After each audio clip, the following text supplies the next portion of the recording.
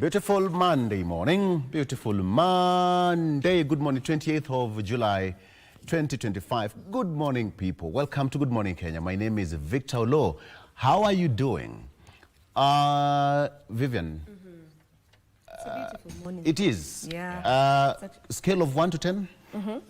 How are you doing? And Mike, you as well? Yes. How I'm doing on a scale of 1 to 10? Yes, since we met last week. Yeah. At a solid 8. Doing very well. Okay. Yeah. Mickey Mouse? Now mine stand at 9.5. 9.5. I feel very energized to take on the week. Where's the 5?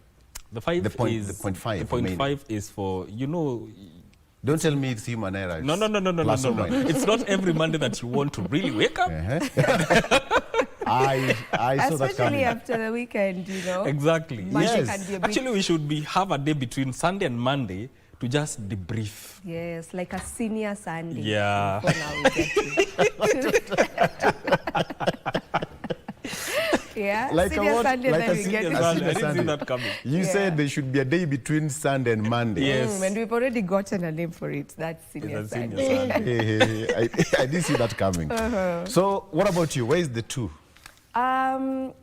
That too is just, you know, life gets to life at times. Yes. So that's all I will say. Life that gets to life life. gets to life sometimes. So that's where my 2 is at. But Okay. an 8 is a good one. Yeah. It's really good. How about you? Mine is a solid 10. Ah, Mine is a solid 10. wonderful. I have to admit. Yeah. I don't know how hospital rooms or wards look like. Yeah. I think I've not missed a meal. I'm in good shape of mind, so I'm fine.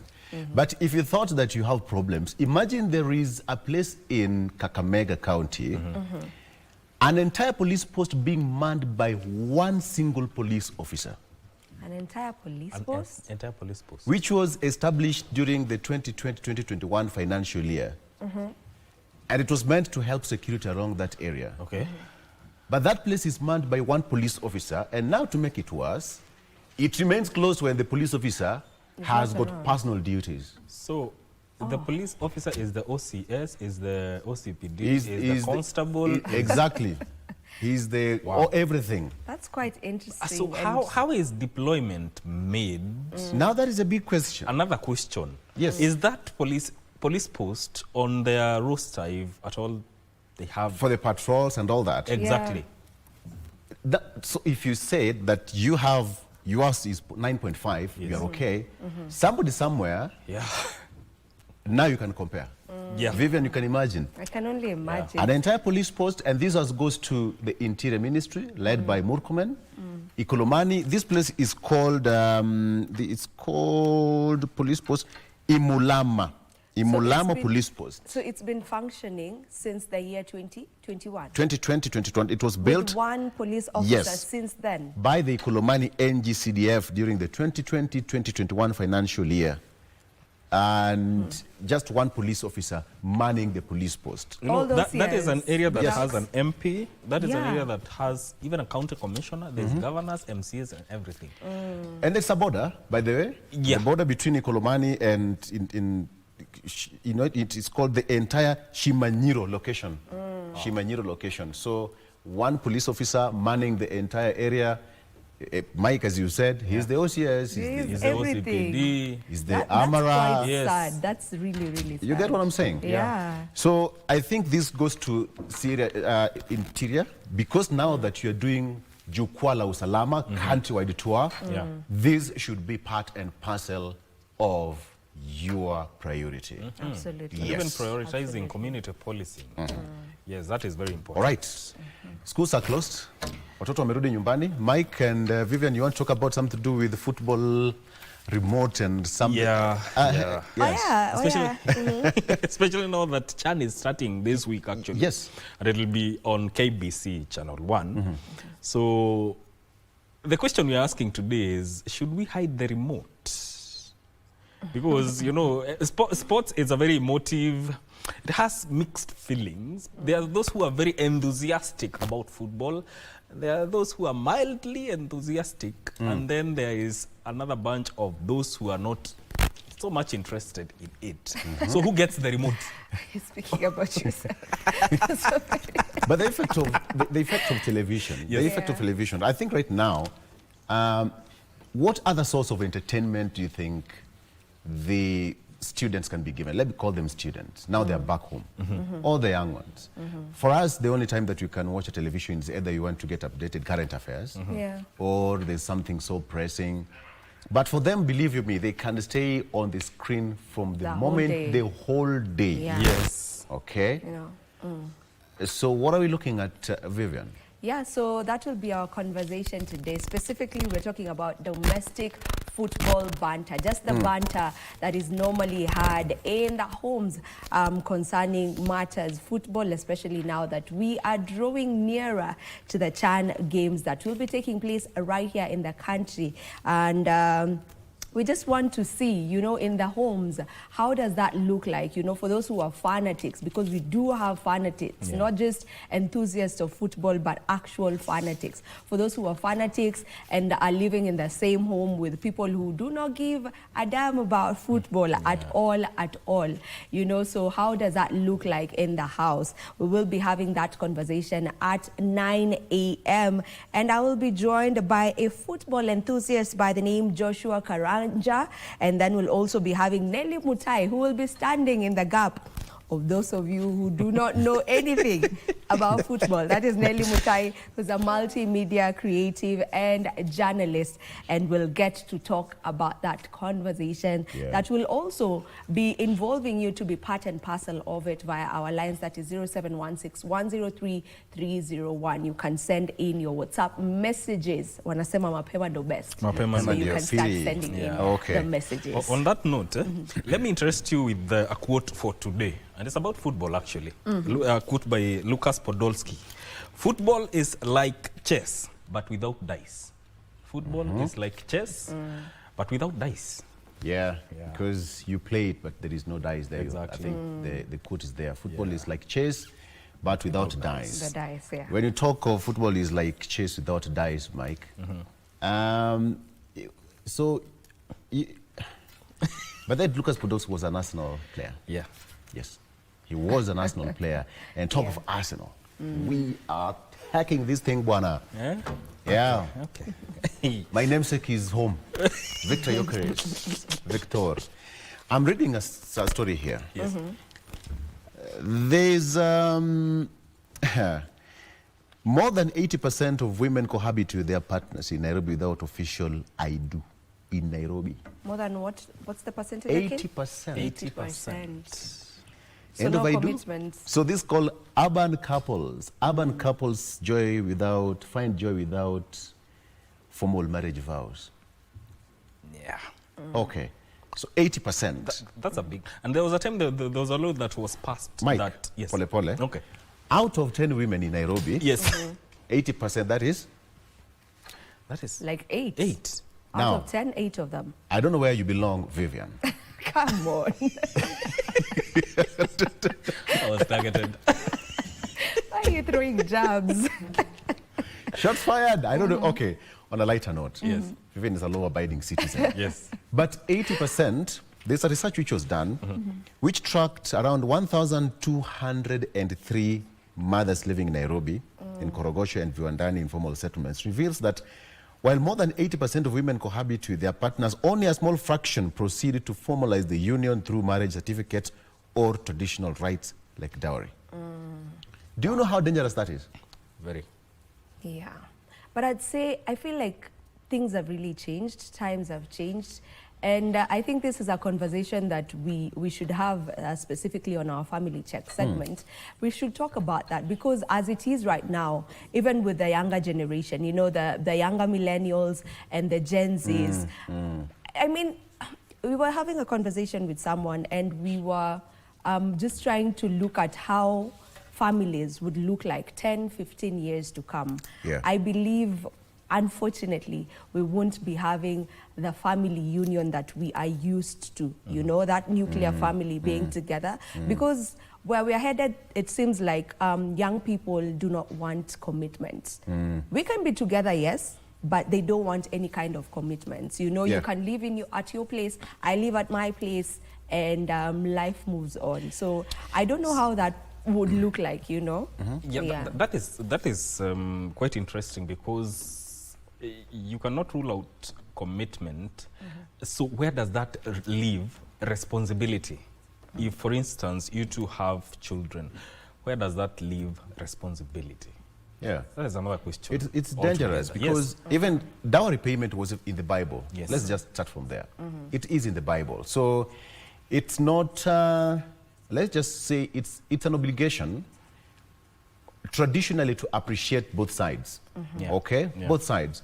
Dowry payment was the Bible, but 80%. Wait until disaster strike. That's now you'll realize that you need to. You either do a traditional one. Leave it at that, and then register your marriage by the registrar of marriages. Go to the AG, sign that affidavit, have it, and you're safe. But cohabiting, 80%, that's a big number. It's a very huge number. I want to take a break, but before that, when you come back, we'll be talking about the broad-based government, truth and half-truth. There is just so much happening. A lot of grassroots engagement is now happening across the country. The president is also trying to get his way back from the mountain. And let's just take a look at what's happening even in ODM and the entire spectrum of the broad-based government. Wafula Mutachu is the Ford Kenya chairperson. Trans Nzoia County will be here. Justina Wamai, who is champion for economic recovery, will also be on set, as well as Michael Agwanda, governance expert. All the three will be here. Let's talk about that after this break. Stay with us. We are 80% onto the show.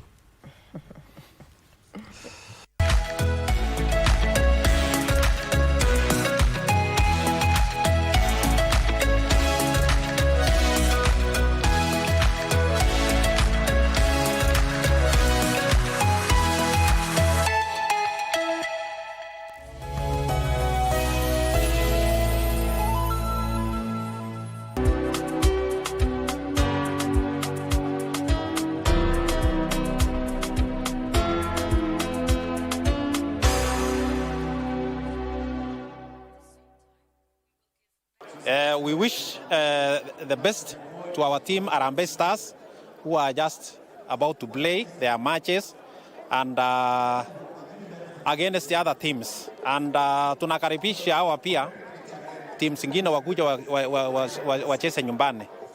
This is Kenya, home of champions, home of runners, and we welcome them. Na tunasema raia wote wa Kenya wote tuchukue nafasi hii to tune in, tukisupport timu yetu tunapokaribisha wale teams ambayo wanakuja kucheza mpira.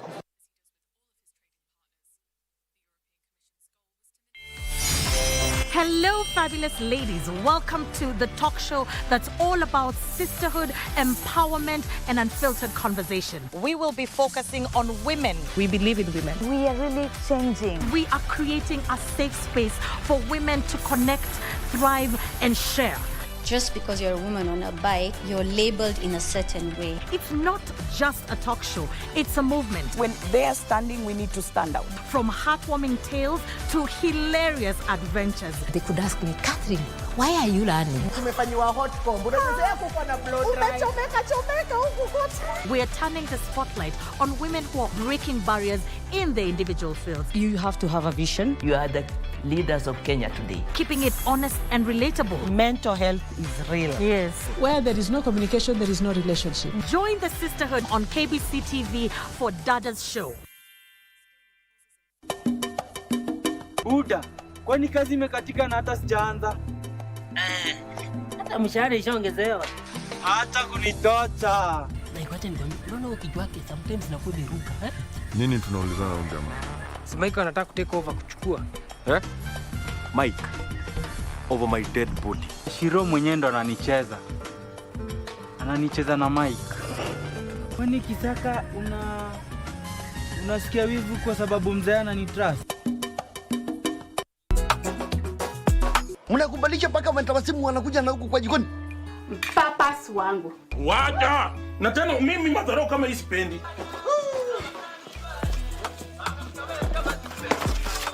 na kuambia tutojojo rojo popo. Soso momo. Klasi yangu imepanda. Unaweza tu kukula na macho. Nini mbaya? Mbona una wasiwasi? Hii inakuwa kafeska kujituma. Yaani kushozana niko busy. Nitakwambia mara ngapi mimi hii lugha yako sielewi. We, Angelina Kibu Jenzi nini na hii beza idoji tu usome hapa, 800. Mimi nakula 40 bob, unakula 760. Mimi natoa 760. Ndugu yangu sunisikie jamani. Ingekuwa vizuri sana kama ungepigania Jen wako vile unapigania watoto wa Joyce. Usinitajie huyo pepo. Ishindo hiyo pepo kabisa. Yaani huyo mwanamke hakuna siku ataniacha na amani na familia yangu. Ashughulike tu na boma yake. Nimekuambia urudi hivyo umekuja. Let's grow up. Let's mature. Mimi sioni shida yoyote. Wacha uongo.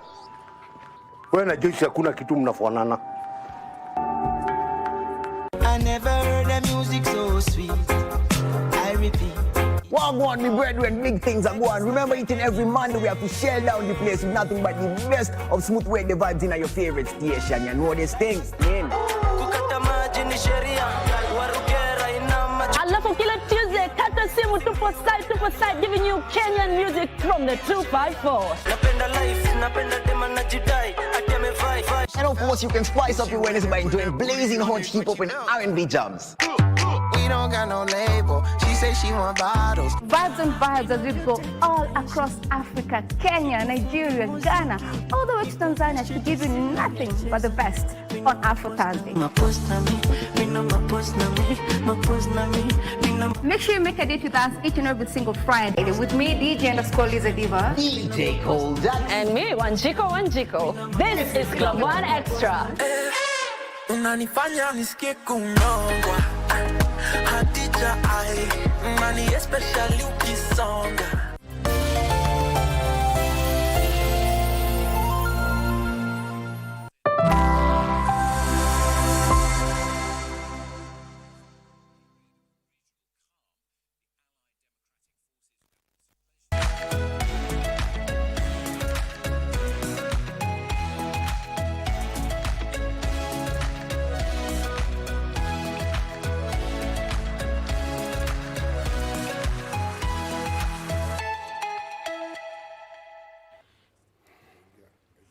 All right, welcome back. It's now 7 minutes past 7 a.m. It's a brilliant Monday morning, of course. Now let's get into the whole discussion. Talk about politics being a brilliant Monday, and we just want to focus on what's happening in the country, politically speaking, and to make sense of everything. I have got able panelists already in studio. Justin Wamai, who is champion for economic recovery, already in studio, and Wafula Mutacho, who is the Ford Kenya chairperson, Trans Nzoia County. Ladies and gentlemen, good morning. Karibu sana Mwami. Good morning. Morning, Mwami. Unajua mwanaume asipokusalimia kuna kitu. Yes, in African tradition, salam is very important. Salam is very important than anything. Anasema better deny me food and give me a good salam. Salamu. Yes. Wewe mbona unisalimii siku hizi na kuona sana, you know? Good to see all of you. Thank you. Schools are closed. Yes. They're back home. We're just talking about how to hide the remote and all that with my colleagues. Omami, what do you think about that? You know, even I didn't know that schools are closed because I don't have anyone who is schooling now. Okay, very good. But the whole idea is the whole aspect of parenting and parenthood right now is somewhat changing. Because they are going to come back home and the only thing they want to do is to either be on phone, there is Wi-Fi, that's it. And they want to be on television from morning to evening. Justina, just remind us, when you are young, what are some of the normal chores you'd do when your mom would leave going for the chama or going to the market and should leave an instruction? For me, I grew up in Nairobi, so maybe the general chores were washing the dishes. Yes. Being told that your brother must, my younger brother, akule food, akule lunch, because my mom was working that time. So if he didn't have a house help, then I'm the one who should take care of doing the dishes, giving him food, and then waiting for mom. She wasn't allowing us to go outside and play. Actually, when I look back, I didn't really play much. I used to say indoors. So TV, I was addicted to TV at that time. Yes. But then come to it. Yes. Ofula. Yes. Parenthood way back in the days, is it different from what we are experiencing right now? Quite different. Like my time when I was alone at home or free, I could be either looking for cattle or in the riverbank selling sugarcane. You know, we used to grow this tube of sugarcane.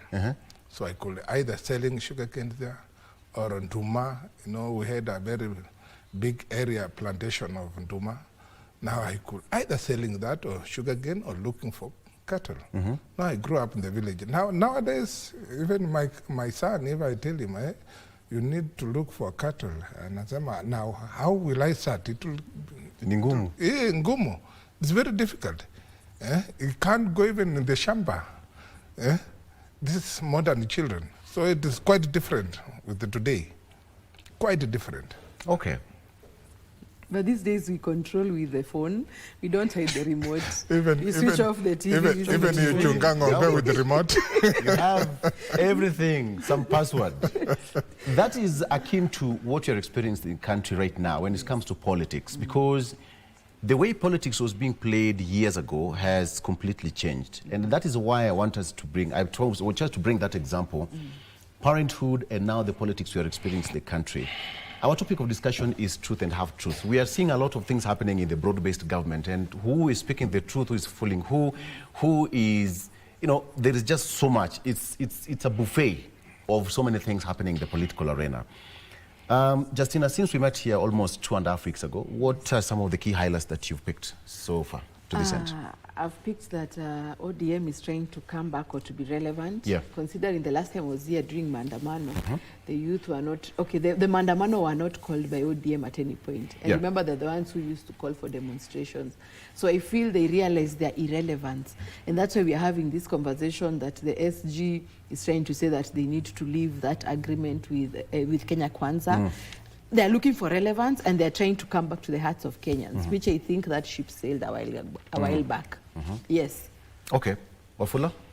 To me, I've seen a lot is taking place, considering that, last time when Sifuna was actually on the neck of the government, and people are expecting, the ODM people are expecting that the last meeting held in Kakamega, they could at least take an action to Sifuna.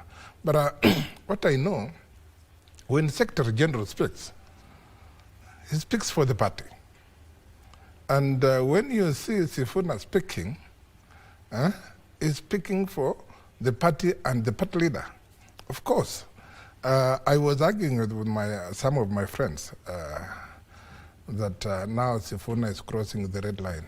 When Mbadi is joining in, accusing him, Wanga is accusing him. And I said, no, Sifuna is not a fool. You know, when Sifuna is taking the government on neck, actually, it is clearly that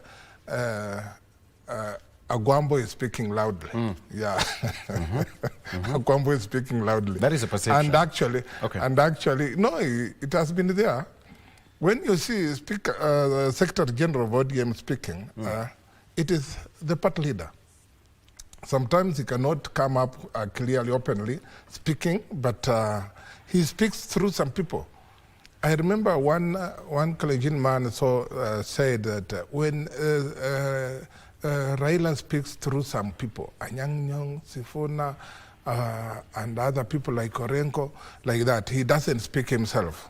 So the other meeting of ODM, people thought maybe now they are going to crack the whip on Sifuna, but it wasn't. Yeah, and indeed, Raila came up on defense for Sifuna. You can see. He said that they're going to have a disciplinary committee. Of course, they'll meet in Nairobi and decide on what to do next. But then now, what does that really show to the broad-based government? For the broad-based government, to me, the ODM team have actually reaped a lot, because you can see, for instance, so many projects are being mobilized to Nyanza region. Roads are being constructed, I know. Last time you saw the Jamhuri, was it Jamhuri at Homa Bay? Yeah. Where the government, in a very short span of time, they built up a good stadium, which they didn't expect to have. So broad-based government is doing well for the ODM people. You can see the Minister of Energy, what it's doing in Nyanza region is actually connecting even to the small village electricity. That is the importance and the rip of broad-based government. To me, I feel they are doing well with it. Yes? I'll have to interrogate more about that. Justina. They are doing it well. Broad-based government is doing very well for ODM people. It seems that way, but I always question what happens to the money that is disbursed to counties. Yeah. What happens to the money that is CDF money, NGCDF? What about the GAF funds?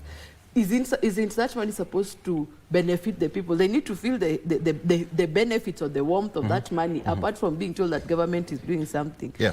So it begs the question that until when will this country start seeing things that, oh, when you're in government is when you're benefiting? We need to also start interrogating these funds, how they're benefiting people on the ground, as opposed to waiting for, oh, we're in broad-based, now we are benefiting, or even calling for equity, because that's the point that makes it look like now other people are benefiting, others are not. We need to start asking for accountability on those funds that I've mentioned. Yeah. Yes. Okay. Yeah.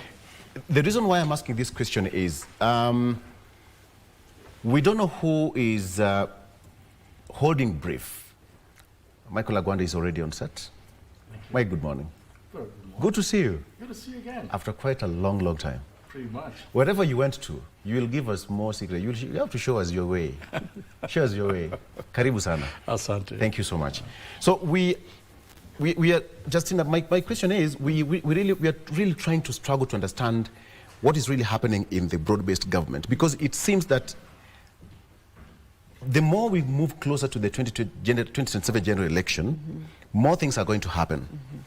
And there is this notion that Raila said that he's going to stick with President William Ruto until 2027. But when you see how Sifuna speaks, where's the truth and where's the half-truth in that? This conversation takes me back to when at one point Raila said, yes, Jogo ilimeza tinga. And then the tinga ikakwama kwa koya jogo. So I believe that, considering that Raila has been at this game of handshakes, grand coalition, working together, he knows when to walk away. And I think from the point they saw the Mandamano, that they were not part of it, they were not needed, and it worked around the country. They felt irrelevant. And that is why maybe Raila Odinga is telling Sifuna, start making noise, so that we can say the people in ODM or Kenyans, because Baba likes using Kenyans. Kenyans have said, I need to walk away from this agreement. So I think the agitation is coming to get the idea, to make it look like it's not Baba who is refusing the broad base. Yeah. It is people, the ones he likes saying, Kenyans have told me. I have a feeling he wants to withdraw so they can prepare for 2027 elections. And again, as Sifuna told us that he is there to, for him, he's looking at their preparation, readiness for 2027. If they stick with this broad-based government until 2027, they'll not be in a position to prepare.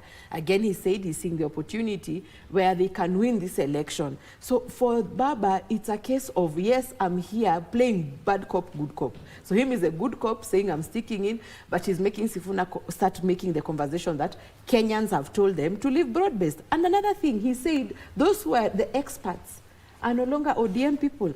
Those are experts who went. And he went again to add that you should look at where they were in terms of their career. Were they at their peak? Were they stagnating? Was it a plateau? So when an opportunity came, would they have refused? That is the question he asked. So I have a feeling Baba wants to walk away so that he can maintain his relevance outside now the broad-based, which is unfortunate because, to be very honest, Kenyans are tired of him. He's now being coined the con man. So I think whatever they do won't have much impact. But again, when you go back to tribal numbers, it might have impact. Okay. What kind of politics are we seeing here being played, Mike? Being branded a con man from my sister here is rather harsh. But good morning, Victor. Good morning. Good morning, the viewers of KBC. Karibu. This is the mother of mothers of all the media stations in this country. And I think it should be given the accolade it deserves. Thank you so much. Well, you asked about the broad-based government. I think Honorable Raila Odinga is very clear on why he came into broad-based. First of all, he said it is not him who came in, that the person who actually impressed on him to have a discussion and conversation with President Ruto was none other than former President Uhuru Kenyatta. And then the Gen Z came in, and when the Gen Z came in, something had to happen. I think you can call Honorable Raila Odinga all names we want, but one thing that he stands with is, I want a peaceful country, a country that is not destroyed by violence, street protests, a country that is not destroyed by torture, is not destroyed by forceful disappearance, a country that is not destroyed by the killing on the street. Now, up to that point, give it to him. Respectfully, give it to him. Because really, people have asked a question of what would have happened if Honorable Raila Odinga had joined the Gen Z. Yeah. I don't think we'll be having President Ruto today in power. I really don't think, with all honesty. We were right on the cliff there. But having him come in and say, let's have a discussion as we resolve these matters, transition into the 10-point agenda MOU that was signed. Now, that has not answered the questions of the Gen Z. And I think they're still agitated. They're still hoping that some of the questions they raise, some of the matters they raise will still be answered. The fundamental question that today perhaps we're dealing with, that said, is how is a broad-based surviving now when we are seeing a bit of a different speak from the same party, and that is your ODM. As my friends here have alluded, yes, Honorable Sifuna might speak his mind. We have Babu also might speak his mind. And a number of other members of parliament that are members, are key partners of ODM. And then we have Honorable Raila Odinga coming in and saying, I am in this broad-based arrangement until 2027. I hate to hear people saying that Raila wants to leave and is just finding a reason to leave. I don't think so, because he said it himself. Raila is not a coward. If he wanted to leave, remember, he left in 2002 when he was with KANU and LDP. And he's left Kibaki in 2007, and they decided to run on their own. Raila, when he feels it's time to leave, he doesn't have to be told that it's time to leave. I think he's in here. But the most fundamental thing that must be looked into is the implementation of the 10-point agenda MOU that they signed. Now, when, as my brother here has alluded, that when the Secretary General of the party speaks, then he speaks what Honorable Raila himself will speak. I want to agree with him to a certain extent.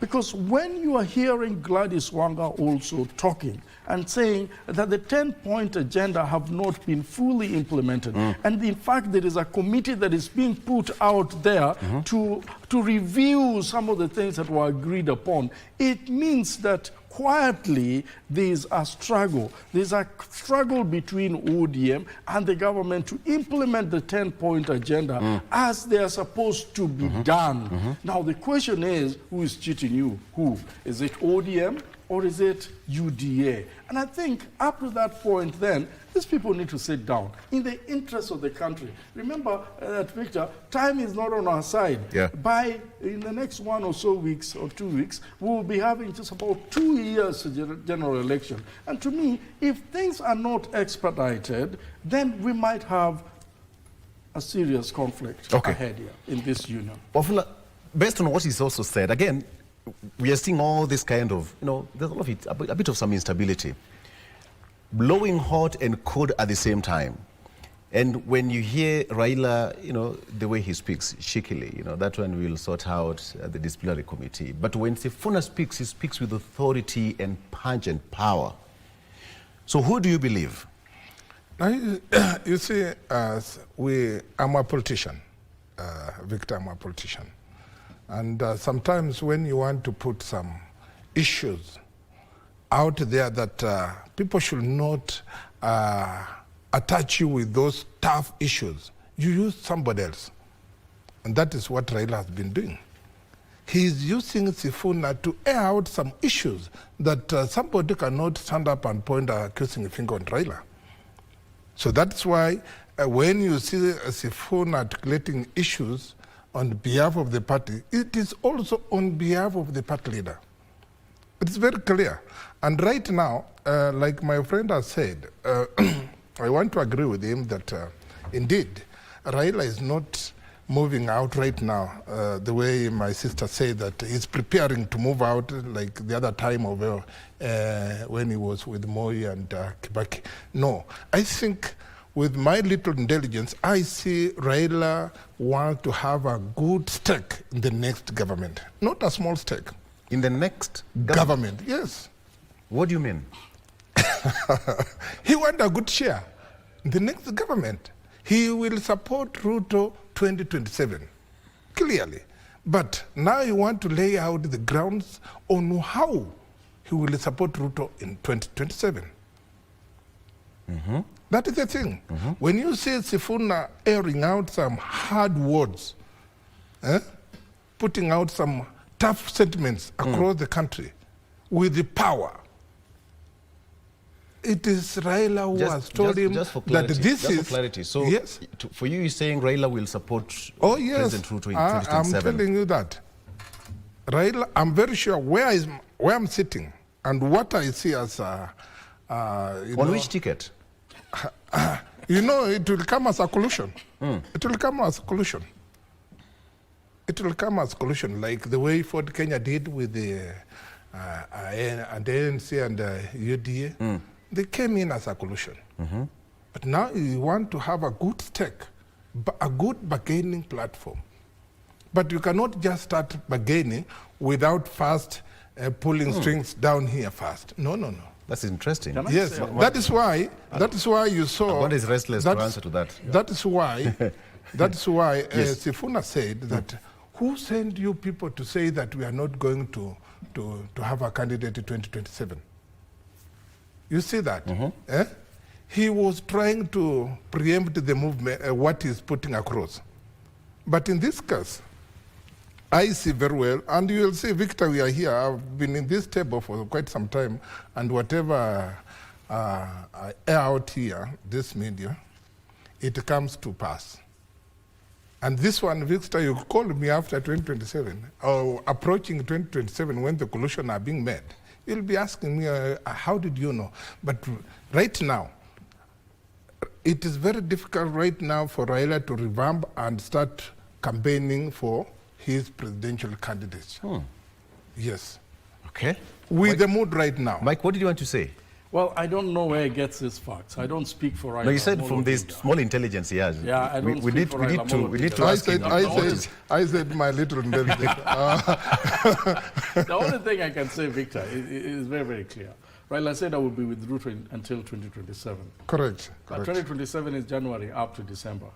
There's January, there's February, there's March, August, when we're having an election. And he can decide to leave in January. He can decide to leave in February. And he can decide to go. He's not saying that I will support Ruto in 2027. And I think this is incumbent upon this MOU that is signed. Because, listen, Raila always runs to the people. And take this to the bank. When he feels that a place is not conducive for the people, he tends to run to the people. As to whether he will run to the people that will be running towards President Ruto in 2027, that's a question to be discussed. And that's a question that he himself can be the one to decide. Remember, the Nyachai factor, Victor, you've been in this politics for quite a long time. Nyachai was supposed to be endorsed by Honorable Raila Amolo Odinga. Yeah. And then when he came to the last minute, he said, Kibaki Tosha. And for that reason, he knew that Kibaki was the right person at that particular time. Raila has not told us that I will endorse President Ruto in 2027. What's the reason? No, I think this is something that he Politicians always put something in their sleeve to use as the last card, definitely. But I think what is looking for is how do we move into, remember, NADCO report had been there and has not been implemented. We have the MOU that has not been implemented. Now, quietly, they're discussing these things in their forums, and they're saying, what is the best way to go out of this so that the government implements some of the few things that we put our pen to paper on. And I think that's the most important thing that need to be the pointer as to whether Raila will hold on being in the handshake or not. I want to take a break. We are three men here. We need to serve Justin a tea. We are good people. Some coffee. Yeah. All right? All of us? I'll take care of it. I'll pay the bill. We'll be right back. Remember Chaniko KBC. Stay with us.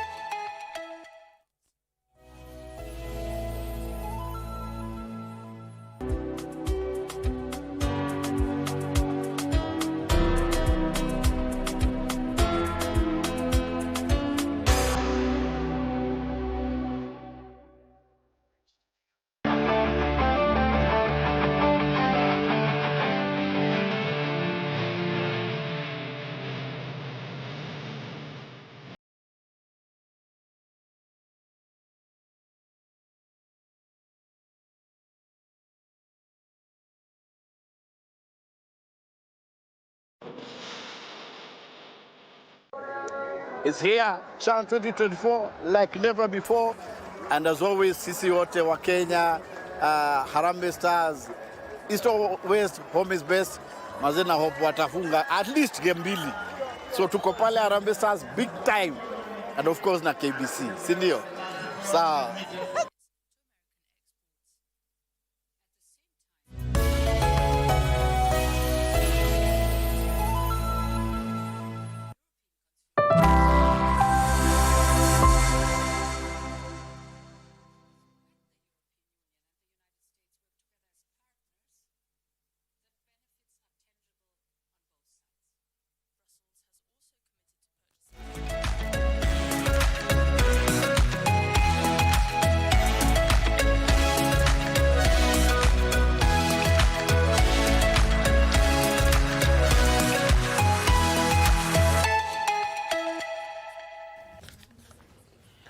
Welcome back, and all of us have cups of tea.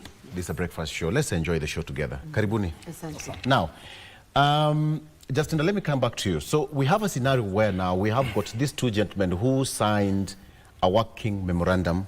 You know, the paperwork was done in broad daylight, but the 10-point agenda, which is supposed to be articulated fully, according to Sifuna, these 10-point agenda are not being articulated supposed to be. And perhaps this is the biggest issue with Sifuna, or based on what he's been saying all along, that they signed a memorandum of understanding to support one another until 2027. But now the biggest issue is the 10-point agenda. When you hear some members of ODM speaking that Sifuna is disrespecting the party, Baba saying that we will review Sifuna's sentiments and call him to the disciplinary committee and then make a decision. When you hear the president saying that, you know, we are the pioneers of the party, these are three heavy things at once. What would you carry that as a person who's been at the topmost parts of political contest? Like I said, they have realized that the people have left. Michael, Baba can't run to the people. The people ran away from Baba. People are tired. They ran away from him. So that is where the issue is. You know, even then they're politicians and they're looking for self-preservation as ODM, considering they marked 20 years the other day. Sifuna is the one who is the conscious eye, who is telling ODM, guys, working with this blood-based, as he now calls it, is a risk. It is a risk to our party and survival of our party.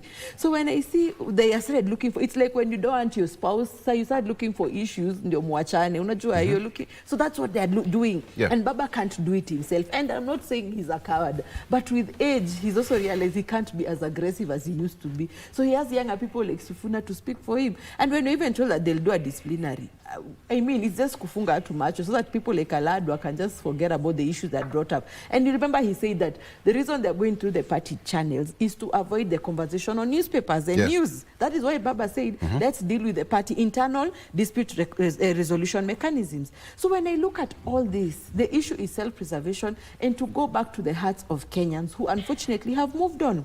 When you look at even that argument that 10-point agenda is not working, I tend to agree. Badi came and told us we can no longer sustain free education. And remember, the challenge they're facing is that right now, government is supposed to pay 72.7 billion. But what they have committed is 61.9 billion. Yeah. That means close to 677 pupils, 677,000 pupils in Kenya are not fully sponsored, or they're not getting the share of the money that is required. But you know, after that, he went and said he was misquoted. So it means when ODM is trying to give their expertise, they are being pulled back and told, no, wacha kusema hivyo, we are committed to free primary education. Unfortunately, the money is not there. And again, that is another question that Kenyans are asking. Where is this money going? There is overtaxation. We are not seeing any projects going on. So the conflict comes in that maybe what they had intended to achieve, maybe even the stability, they have come to realize it's not working out with this administration. Remember, even there's an MP who told the ODM people, if you've never won an election, you can't come here to purport to advise us. Remember, they were told that they need to behave. So there's internal wrangles, and I think that's why they want to divorce, looking for a simple reason to divorce and move out. And the agent of divorce, unfortunately, is the SG of ODM, Sifuna. Okay. You know, there are so many intrigues when it comes to politics, Mike. And let's just come to it. We've seen how politics is being played in this country for a very long time. And then now, the other side of Kenya Kwanza is quiet. They're not talking. Why do you think that is happening? Well, Maya says, and I like how she talks, because she's been around for some time. Yeah. What Maya says that the people ran away from Baba a long time ago. The way Baba has morphed in politics is one way that has baffled many, many people. We're talking about coming out of 82 coup, moving on to multi-party, moving on to Ford Kenya, Ford, moving on to LDP, moving on to Pentagon, moving on to NASA, moving on to all manner of things. And these are ideas that Baba has come with for generation and generation. It is true that it is not as rosy as it's been in the past, as Wamai might want me to say. But the reality is, now we have intergenerational, discourse in the open to be considered, when you see this idea as it's being brought in a timely manner that requires the attention of the people. And you can hear that those are, that is what people now are trying to discuss. The only question that people are asking, when you bring this intergenerational discussion that we're talking about, what about these things that have been agreed upon during this government and have not been implemented? That is the fundamental question. Even if you have this intergenerational discussion that we'll be having, but will it be implemented? Now, An idea is as good as the person that is driving it. For example, in this case, Honorable Raila Amolo Odinga might be driving this intergenerational discussion, but the question is, who is the implementer? He says he's not in government. He just offered professionals in government. That means the implementer is the president, not the executive. Yeah. Now, do they have the goodwill of implementing these things, including the NADCO, including the 10-point agenda, and now intergenerational discussion? Now, if that is not exposed well, then it will look just like another political gimmick to put us through the general election while people are still discussing things before any of these things are discussed. My point is very, very clear. This government must be seen to be responding to some of the things that have been put to pen and paper to gain the trust from the people. And those are things that are not limited to things that the president said, that there will be no abduction again. Those are things that the president has even talked about, like yesterday. There will be free education. That will not interfere with the right of the students. Those are things that also talks about the police excesses in this country, as we've seen. Yeah. Those are things that goes with affordable food, the infrastructure in this country. A place where you can get employment without knowing somebody. Well, we just saw a story few months ago when TSC had given politicians, forms to be given to teachers, and they were dishing them in Rift Valley in funerals. You can see that the institutions will be respected for that reason. Those are things that need to be done because, again, President Ruto needs votes in 2027. I ask a question, and perhaps all of you can answer. Why do you think that Kenya Kwanza is quiet and they're not responding to Sifuna directly? Kenya Kwanza is quiet because that is not within their fold. If ODM have issues, they're exposing those issues to us. We don't want to be part of it. We don't want to respond to it. Other than the spokesperson, of course, we've seen, our friend Owino, former police spokesman, really defending it. A number of people that have been put there that are responding on the set, but then they've not taken a position because their position is very clear. It's not what Sifuna says. It's not what the other ODM says. It is what Raila says. Thank you. Until Raila says it, they feel, well, we are waiting, and that is why they're quiet. Wafula, why do you think Kenya Kwanza is not responding to... Now, even before I go to that, I think now my friend has come in my support. What Sifuna says is what Raila is saying. That's a fact. So don't wait disciplinary action to Sifuna. Don't wait, because you'll be just wasting your time. Now, let me say about what you're asking, that the Kenya Kwanza is quiet because right now they are trying to marry ODM into the party. However, they continue kicking, but they want humbly to bring them into a coalition towards 2027. That's why they are quiet. They can't respond harshly to Sifuna. They don't want to respond in a heavy term to Sifuna, because Sifuna is driving a point that, as we are discussing behind the camera, that Raila have seen those appointment from the mountain hanging. The appointment the Rigiji was given with Ruto, this government. Now those appointments are hanging. And Raila is very clever. He wants to grab them. What do you mean he wants to grab them? He wants to grab them towards 2027 election by having a coalition. As a political move? Yes. Of course, they'll make up another political outfit. Not Kenya Kwanza. Kenya Kwanza will not be there. They are going to form another political outfit, whereby Raila now will want to claim, because he sees the mountain has gone. He has tried to bring in a movement of ODM. Nyanza, part of course, and some of Nairobi region. He feels that he has a big stake also. If those hanging positions, the Rigiji decided to leave in the government, If he can grab them, it will be good for him. He's very clever, you have seen. So that is why you can see Sifuna sending some harsh words to the government, criticizing the government of the day.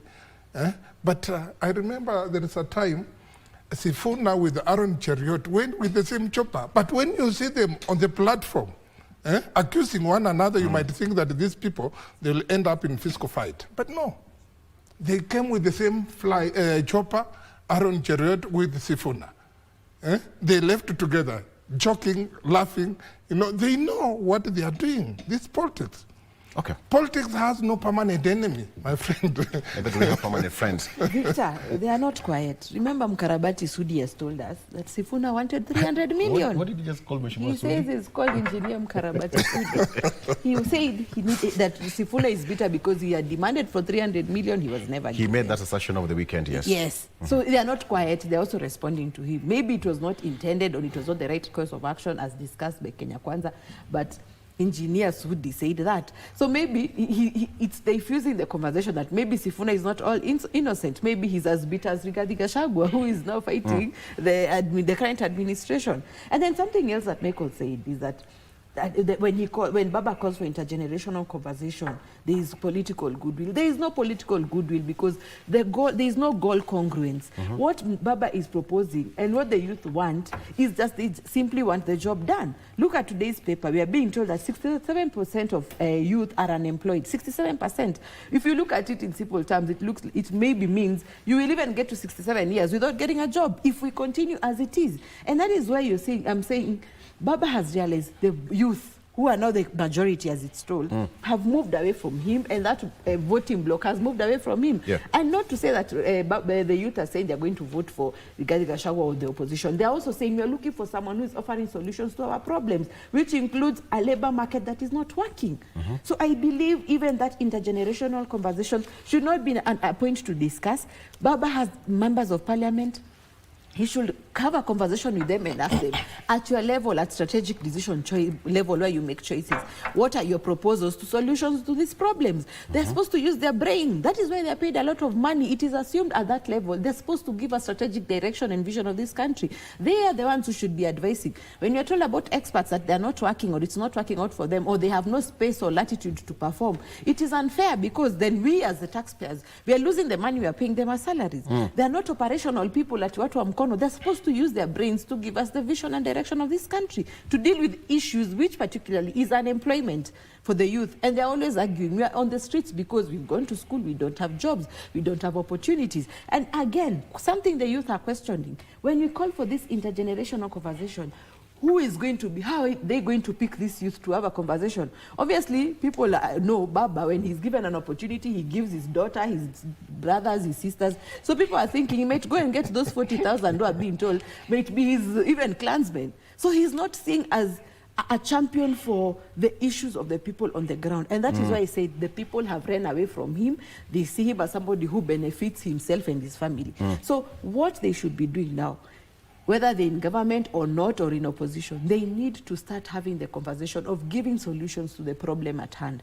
People do not want to talk. People are tired. Even NADCO did not even have the benefit because people asking after NADCO, how am I putting ugali on my table? How am I going to hospital? How am I paying school fees? The issue is mufukoni, there is no money. Okay. Then the question is that, again, all of you should answer this question to me. If the binding document is there until 2027, then what is the harm of Raila Odinga withdrawing from the coalition or from the MOU? You know, when Raila withdrew from MOU, at this point of time, it will be difficult for him to sell his agenda to the public when already the opposition have dignified themselves.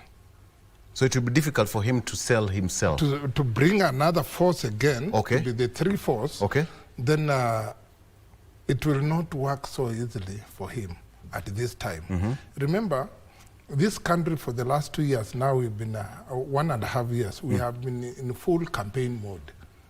Full campaign mode. And now when we are in full campaign mode, don't think that most of our progress can be done by the government. No. Yeah. Though the government is trying anyway, from where I sit, I see they are trying. Because with this campaign mode, and you are building Atalanta Stadium, with this campaign mode, you are building some stadiums in some counties. With this campaign mode, you are trying to employ teachers that number. It's not so easy. It's not so easy. And remember the last stadium, the two regimes have been there, they have never built a stadium. Since Moi built Kasarani, up to date, is when Ruto has built Talanda. That was to be fair, it also started during last regime. Which one? Talanda? Talanda, yes. No, Talanda is this financial year. I mean this regime, which has poured more money there for Talanda, it's true. Okay. And now, when I see that Raila can pull out of this negotiation table with Ruto, forming another third force. The third force right now, it will be weaker. Yes, because though there is this another force headed by Rigiji, which is being criticized left, right, and center. I saw Rigiji in the US, a young girl asking Rigiji that stop showing yourself to be a tribe leader.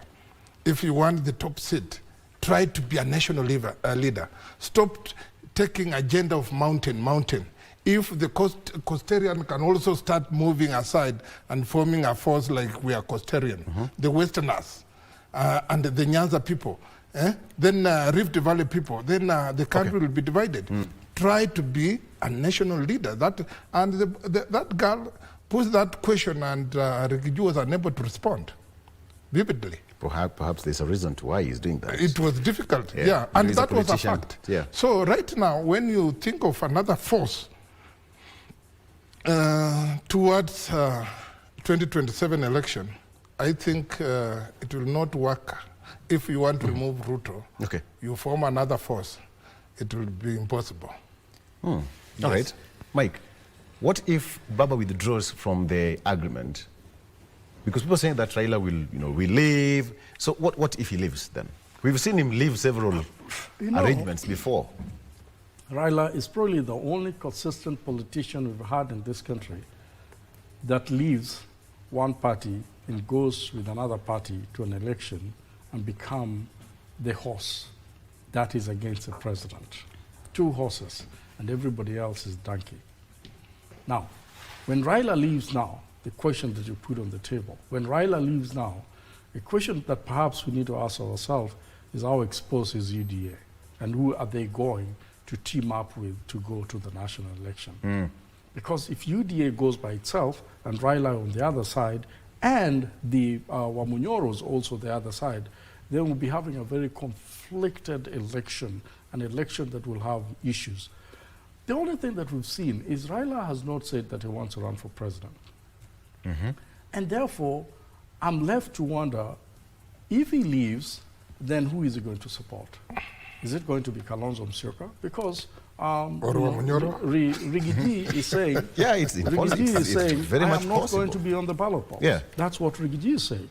And so that means that he has not announced fully. When he was abroad, he said that he's a front runner. You heard it.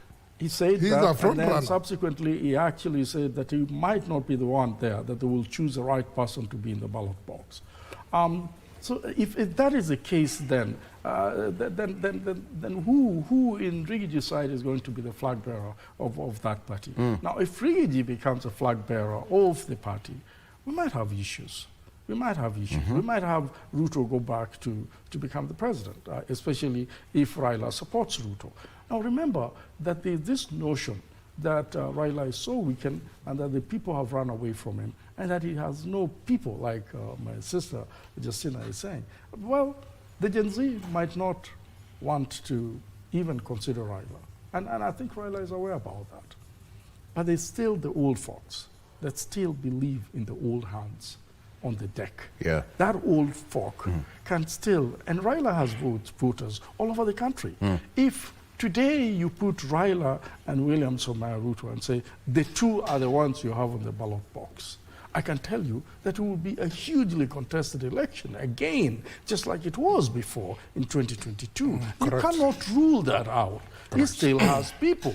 The question is Raila able to go back to the Wamunyoro camp, the partners that he had in the opposition, because that's where Martha Karua is. That is where Kalonzo Musyoka. I don't think it will be so hard for him to go back. You know, what they've been saying, that ODM is the biggest party, the oldest party. So having that, movement to Wamunyoro side, these people have supported Raila Amolo Odinga. There could be a change of heart. You cannot say that cannot happen. And again, we've said that politics is where there's no permanent enemies. Maybe just it's possible a river joining the ocean. Raila might decide that I'm going to support somebody, a presidential flag bearer. And who is this person I'm not running? Is it Ruto, or is it Kalonzo Musyoka, as they say now, on the other side? Or is it whoever is going to be on the other side? Now, whoever I decide to support in 2027, that individual, if it's not William Somai Ruto, that will be a very, very formidable force and competition for the government. And that is why the government is quieter. Because one, the Wamunyoro side have not given them a candidate. Two, Raila has not said that he's running. Yes. So they are safe. And they don't want to talk loud now, because if they talk loud, they might interfere with the relationship with Raila. That exposes them. And they also don't know who is going to be the other side. And if they don't know, then that in itself is a very serious political calculation, because you also don't want to sever your relationship with the other side 100%. And that is perhaps the reason why they've not arrested Wamunyoro up to today, because you don't know who is going to be the president, and will he come from this side or from the other side. And if that happens, how will they treat you in 2027? It's very true. And just to echo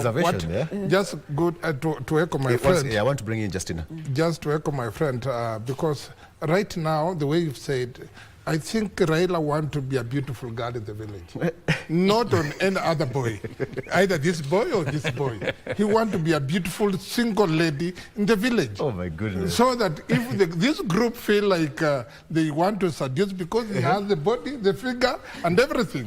So,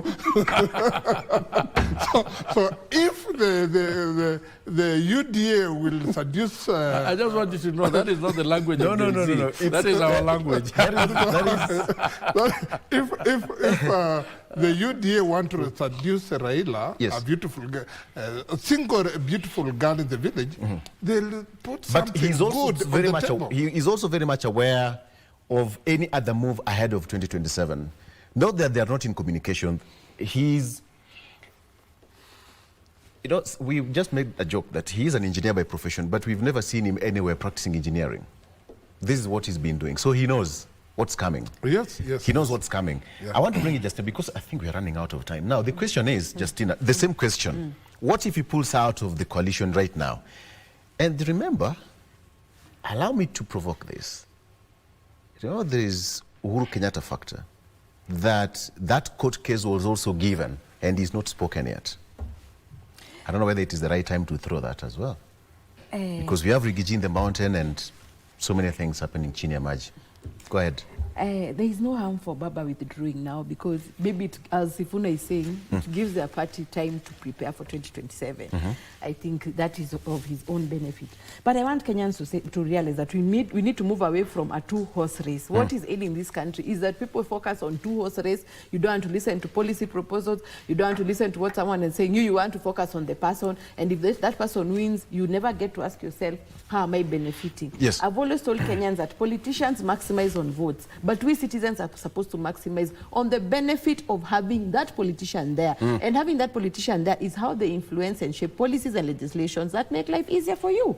Wafula, you have said that there is no third force. And I want to tell Kenyans, at this point, we have the government. And we have those who are in opposition, the Wamunyoros and everyone, who are always just opposing everything. They don't give us a solution. And then there comes the third force, people like myself, the alternative, where we are focusing on giving solutions. We are telling Kenyans, we know the problem now is economic. And that is why I'm a champion for economic democracy.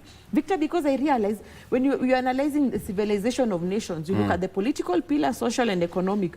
All other aspects we've tried to exhaust and we are way ahead. But our economic solutions are rudimentary, they're basic. That is why you hear when maybe Michael gets a position, everyone from the village wants Michael to get them a job, which is not possible. So how are we going to create opportunities so that even when Michael is sitting at that position, he doesn't feel the pressure to employ people from his village, and then people start saying this tribe is in government, these ones are not in government.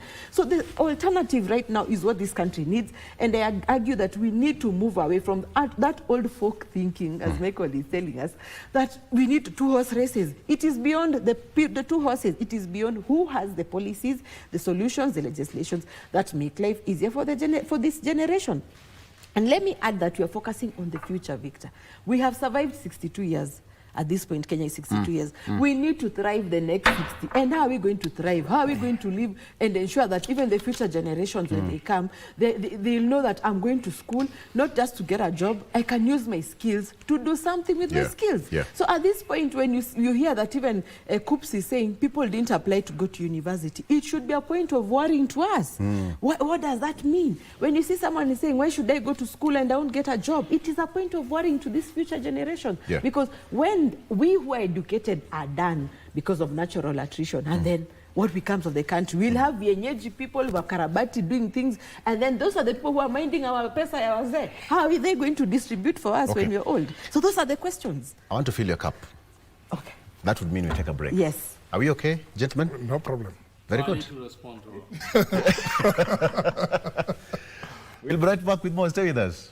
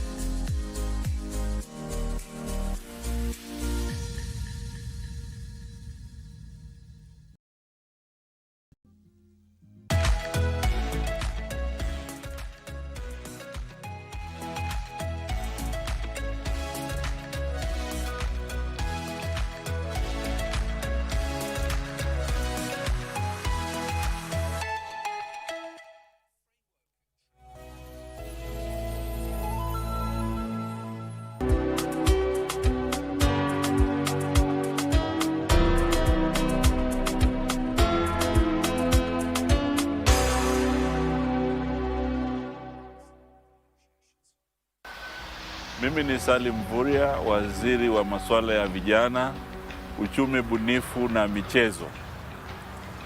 CHAN imewasili Kenya. Na waomba Wakenya wote tuweze kujitokeza kwa wingi, tuweze kushabikia timu yetu ya Harambee Stars. Tiketi tunaweza kulipa shilingi 200, 500 na 1000. Na CHAN iko KBC Channel 1 na KBC Radio Taifa. Tukutane Kasarani.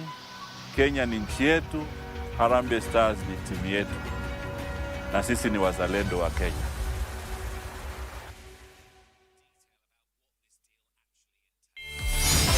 Hello, fabulous ladies. Welcome to the talk show that's all about sisterhood, empowerment, and unfiltered conversation. We will be focusing on women. We believe in women. We are really changing. We are creating a safe space for women to connect, thrive, and share. Just because you're a woman on a bike, you're labeled in a certain way. It's not just a talk show, it's a movement. When they are standing, we need to stand out. From heartwarming tales to hilarious adventures. They could ask me, Catherine, why are you learning? We are turning the spotlight on women who are breaking barriers in the individual fields. You have to have a vision. You are the leaders of Kenya today. Keeping it honest and relatable. Mental health is real. Yes. Where there is no communication, there is no relationship. Join the sisterhood on KBC TV for Dada's show.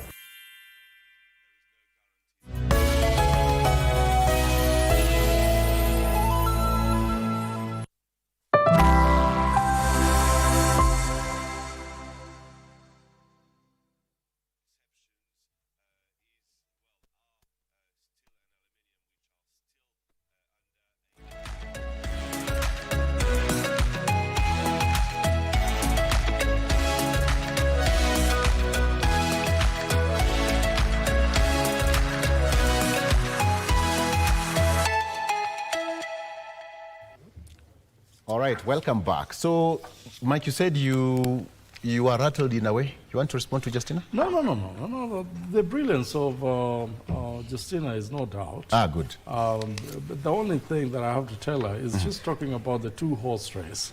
I just want to tell her that politically, that is what it is. In the United States of America, we have the blue and the red, the Democrats and the Republicans. Yes, and you can yes. see that every other force that has tried to come in has never been entrenched into the people. And perhaps it's coming and they just die. The independence has not really found their way. You know, when she talks about the third force, I totally agree with her that the third force is needed in this country, because sometimes when you have the two bad people on the ballot, then you're left with no choice. Yeah. But I just want to tell her, I want her to look at me. Yes. I want to tell her that the third force is not her. It's not just in our mind. Who is the it? third force, and I'm glad you asked that question, yes. is a Gen Z. And that third force that is called Gen Z, if they organize themselves well, are going to have MCAs of their own, they're going to have MPs of their own, they're going to have governors of their own, senators of their own, and even a president. I'm not saying that one of them will be the president, but whoever they will support will be the president. And so the third force is already there. How it can be packaged to go, because the projection is about 6 to 7 million new voters coming in, and majority of those voters might surprisingly be the Gen Z. And so there will be a huge third force out there and a factor. As you walk out here, Victor, you realize that people are not just talking about Honorable Ruto or President Ruto and the Wamunyoro side. No. Or even Honorable Raila Amolo Odinga on the other hand. There's now a few guys that are coming on this competition that are hugely respected. Maraga, for example, is coming in and is hugely respected. Is touching. As you talk to people out there, some people will tell you, well, I don't know about this Maraga guy, but I feel like he's the one I'm going to vote for. You know, it's still early in the game, but you can see that his name is starting to come in. We have also a group of people that are thinking that former CS of Interior from PC, might just be a possible candidate. Yeah. This will develop in the next few months here as things shape up. And so there's a third force, and this third force must be respected. This third force must be looked into keenly, because most likely, and just like what is happening in Nairobi, you've had Honorable Babu Owino saying, I will be on the ballots for gubernatorial position in whether ODM gives me the ticket or not. So you can see that the people are starting to say, look, if I have an electorate that can elect me, and basing on the Gen Z, if the Gen Z follows me up, then I really don't care what the other people are saying. So that in itself, in my view, is a third force that must be reckoned with. The question again, I think this one also goes to all of you, and I like it that way, because when you see whatever is happening in the coalition, Sifuna speaking of this end, and everything in between, how will the union between Raila and President William Ruto shape 2027? Justina? I'm happy if they are together, then it removes the oldies from influencing politics, because Kenyans, many of the younger Kenyans are saying... Okay, let's assume the relationship is intact until 2027. And then they won't go to the election together. Thank you, yes. How will it shape the whole scenario then? I think the voters will be confused. And that is why I said it's time for now Baba to move. Now, if he's moving, he should move now so that he can declare his stand and the voters can decide where they are voting. If he leaves in 2027, some of the people who love him, some people hate him. Some people who voted for him are saying they won't vote for him because he's in blood-based government.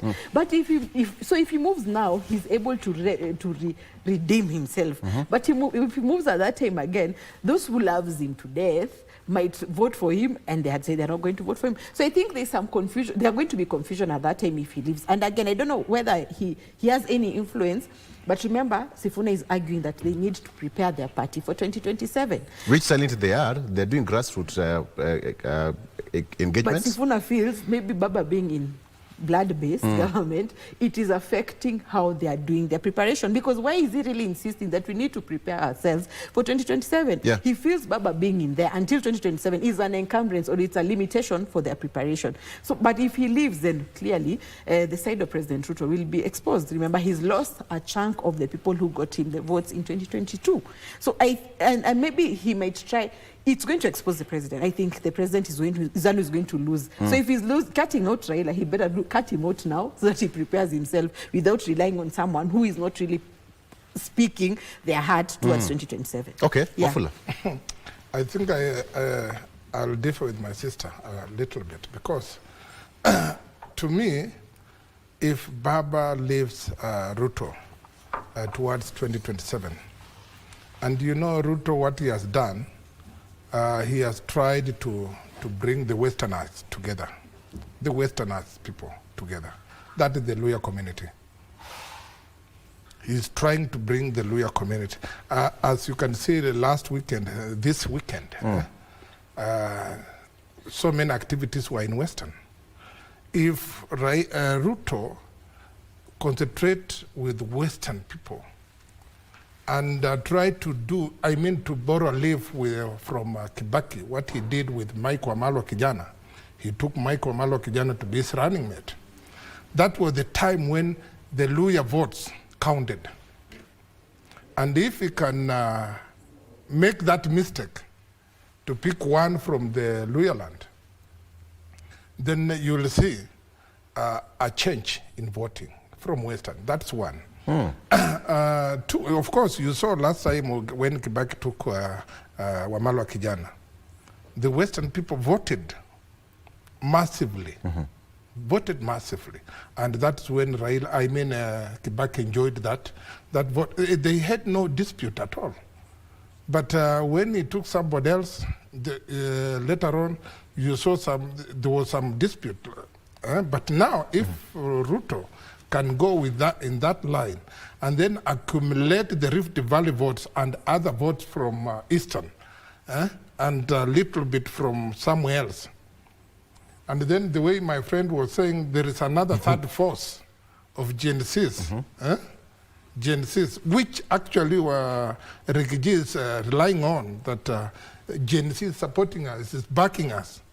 And Gen Z pulls out from refugee team, then Ruto will definitely win. That's a fact. That's a fact, my friend. You'll ask me this after 2027. Here I'll be alive, and I'm very sure I'll be. We will be here. God's grace, I'll be here, and you will be asking me, how did you know? Gen Z just like when I told you that last time that the parliament is going to vote out. There's a Gen Z there. There's a Gen Z here. Yeah, they are there. They are listening. Yeah, he's smiling at that statement. These people, they are going to vote, and right now, I know. Yeah. When we enter into full campaign trail, you will see people shifting. Most of the people shift, even including these Gen Zs. So, and one thing, I'm an intelligent person. That is my core. And when I move around, I hear people talking. We want somebody else, but not refugee, because again, leadership going back to the mountain. But Rigiji, from where I sit, he is the front runner. He said that in the US, that if they will give me this position, I'll drive Ruto like a stolen bicycle. That's what he said. But not knowing what people are thinking down here. With Rigiji, Ruto will be in a comfort zone. He's not even campaign fully. That is the fact. And they're aware about that. And they're aware about that. So what would happen? 2027 is here, and the two gentlemen, how will they shape the election? I think, let's be factual. Though politics sometimes facts is put under the table. If Raila and William Samoei Ruto are together in 2027, and then you have the Wamunyoro side deciding that we will not have Rigiji as a presidential candidate, but somebody else, we have a two-horse race. No doubt about that. Correct. the question then you want to ask yourself is, if Raila decides to bolt out in 2027 and endorses somebody else who is not William Samoei Ruto, does that person pose a high chance of winning the election? Yes, it poses a very high chance of winning the election. Yeah. Then the question you're asking yourself again is, who is this individual? I want to say this, that Wamai said something, and I tend to agree with her on certain things. But you know, if this, drawing the analogy of Uhuru Kenyatta supporting Raila Amolo Odinga, and Honorable Raila Amolo Odinga even referring to Uhuru Kenyatta, that is owing to 2022, as my party leader. As the chairman, I think chairman of my party or something like that. Remember that in itself made the votes from the mountain run away from Honorable Raila Amolo Odinga. Then you want to ask yourself, Victor, is the politics of endorsement in 2027, specifically towards the president from Raila Amolo Odinga, going to bear fruits or not? Now Raila will know that if I support William Samoei Ruto, with a little bit of dissent that I'm seeing from the Gen Z and many other quarters, is it going to be a viable thing or not? Now, this broad-based government might be just for political survival up to 2027, if that will be the case. In other words, if it is just something to take us up to the next election, that will work. But what about if Raila pulls out and says, I will support Ruto? Yeah. Will the followers of Raila Amolo Odinga support Ruto? It's brought in a very good discussion about the Western Kenya, Westerners, Yes. But I want to talk about the former Kakamega province, which was the entire area. They are the second largest voters in the whole country, only following the mountain, which is now disputed as to whether they have those votes or not, because they're saying a lot of those votes. And if it is a fact that that dispute see the light of the day, then Western Kenya is the largest voting bloc they have. But the question, therefore, that he wanted to throw in, go ahead. No, go ahead.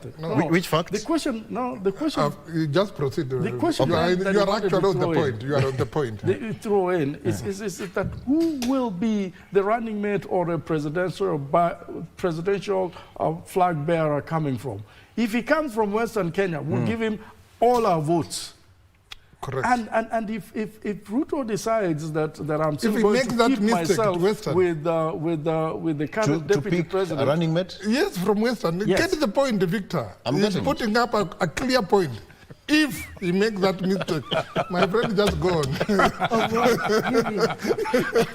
I think this gentleman is going to take over your job. My job is at stake at this point. Let me explain something, which is a fact. All these presidential candidates, if we had one that is coming from Western, I can guarantee you that you lose those 4 million votes from Western province, former Western province. But if William Samoei Ruto also decided that I will go with Kindiki or somebody from Central, or especially let's pull Central, that will not bring him votes. Correct. That will not. And I can tell you for free, that is what we had with Honorable Raila Amolo Odinga and Martha Karua. Did you see votes from the mountain? No.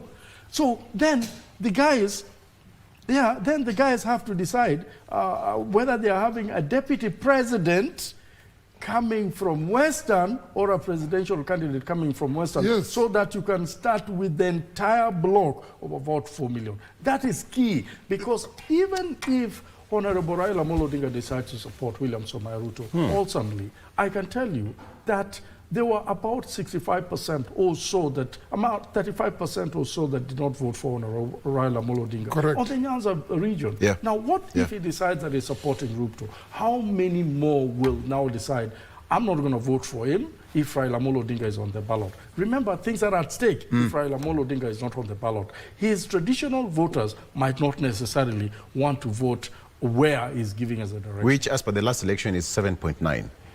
Yeah. Just to add on what he has spoken, you know, is now my friend, you've spoken like an investigator like me. You know, if not as a politician. You remember when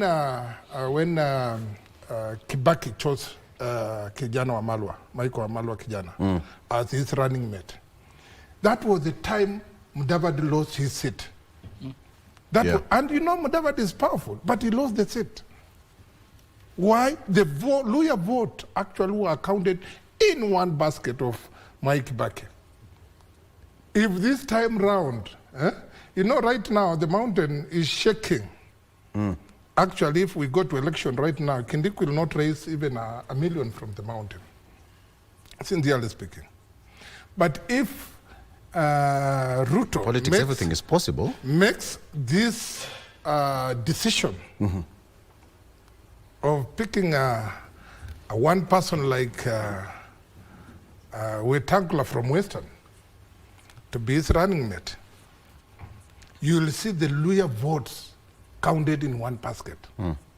Come 2027, you will see the votes from Luya, more than 4 million. Actually, right now, we are leading numbers. We are leading numbers. The numbers is no more in Central. Now, if they do that, and with the Central votes, then he will just need some little touch-up to win election. That's all. Victor, they tell us that madness is doing the same thing over and over again, expecting the same results. What has this conversation of tribe, or where has it gotten us? And you know, unfortunately, you oldies are the ones who are bringing this conversation. And the youth and the Gen Zs are saying it needs to go beyond Justina is Kikuyu. So what? No, on that point, you remember when the changes. Victor, you need to protect me. Wafula is interrupting me, and I was keeping quiet when he was having a conversation. Wafula, write down your point. And Michael, remember when you say that Mount Kenya, the problem at that time, Raila had Martha as the running mate. Nyanza gave Raila Amolo Odinga 751,000 votes. Mount Kenya gave Raila Amolo Odinga 1.1 million votes. So you cannot go and say that Mount Kenya did. They supported Baba, those ones who felt that the 6,000 he had promised them was working for them. So I want Kenyans to move away this conversation of the Luya vote, the Who vote, the Kikuyu vote. We need to start looking at, as it is now when the economy is not working for everyone, when parents are paying school fees and their children are not employed, when there's police brutality, when there's abduction, when there's all these things that are happening, which solutions are going to help us? The solutions come from intelligence, the brain. It doesn't matter what tribe. In fact, everyone has gone to school in Kenya. Unfortunately for those marginalized areas, the conversation should be which policies are we fronting beyond the tribe conversation. And that is when I think the generational gap comes in here, and we are stuck with what the Gen Zs do not want. Victor. Okay. So here we are. Before we go to Kisumu, I want to... The aspect of, you know, gently, I want us to go to Kisumu very briefly. But then the question I should ask, we have how many regions how many counties in Western? We have Vihiga, which is Busia. Vihiga is under ODM, right? Yes. Busia? Busia under ODM. Kakamega? Kakamega under ODM. We have Bungoma, yes, which is under? Ford Kenya. Ford Kenya. Yeah. And then we have the other side of Trans Nzoia. Yes. Okay. So that's 5 counties, yes, in the Western region. Yeah. And based on what we've seen, how the Luya unity that we've been talking about for years, ever elusive, Wafula. No, let me tell you and that. Probably what happened because of Kijana Wamalwa Kijana way back then might not happen this time around. No, let me tell you. You've really tried. The problem is we have never had a presidential candidate. Okay. Why? We have never had a let's cross over to Kisumu. We'll come back to that. The Luya unity is quite elusive, Wafula. My colleague Simon Acholi is in Kisumu. Let's talk about local talent. All Stars team manager on nurturing local talent, and Simon Achola in Kisumu. Simon, good morning.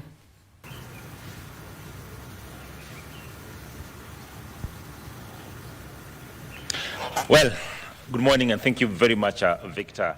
Of course, we are coming to you live from Kisumu County, and our eyes are cast on the build-up ahead of the African Nations Championship, popularly known as CHAN.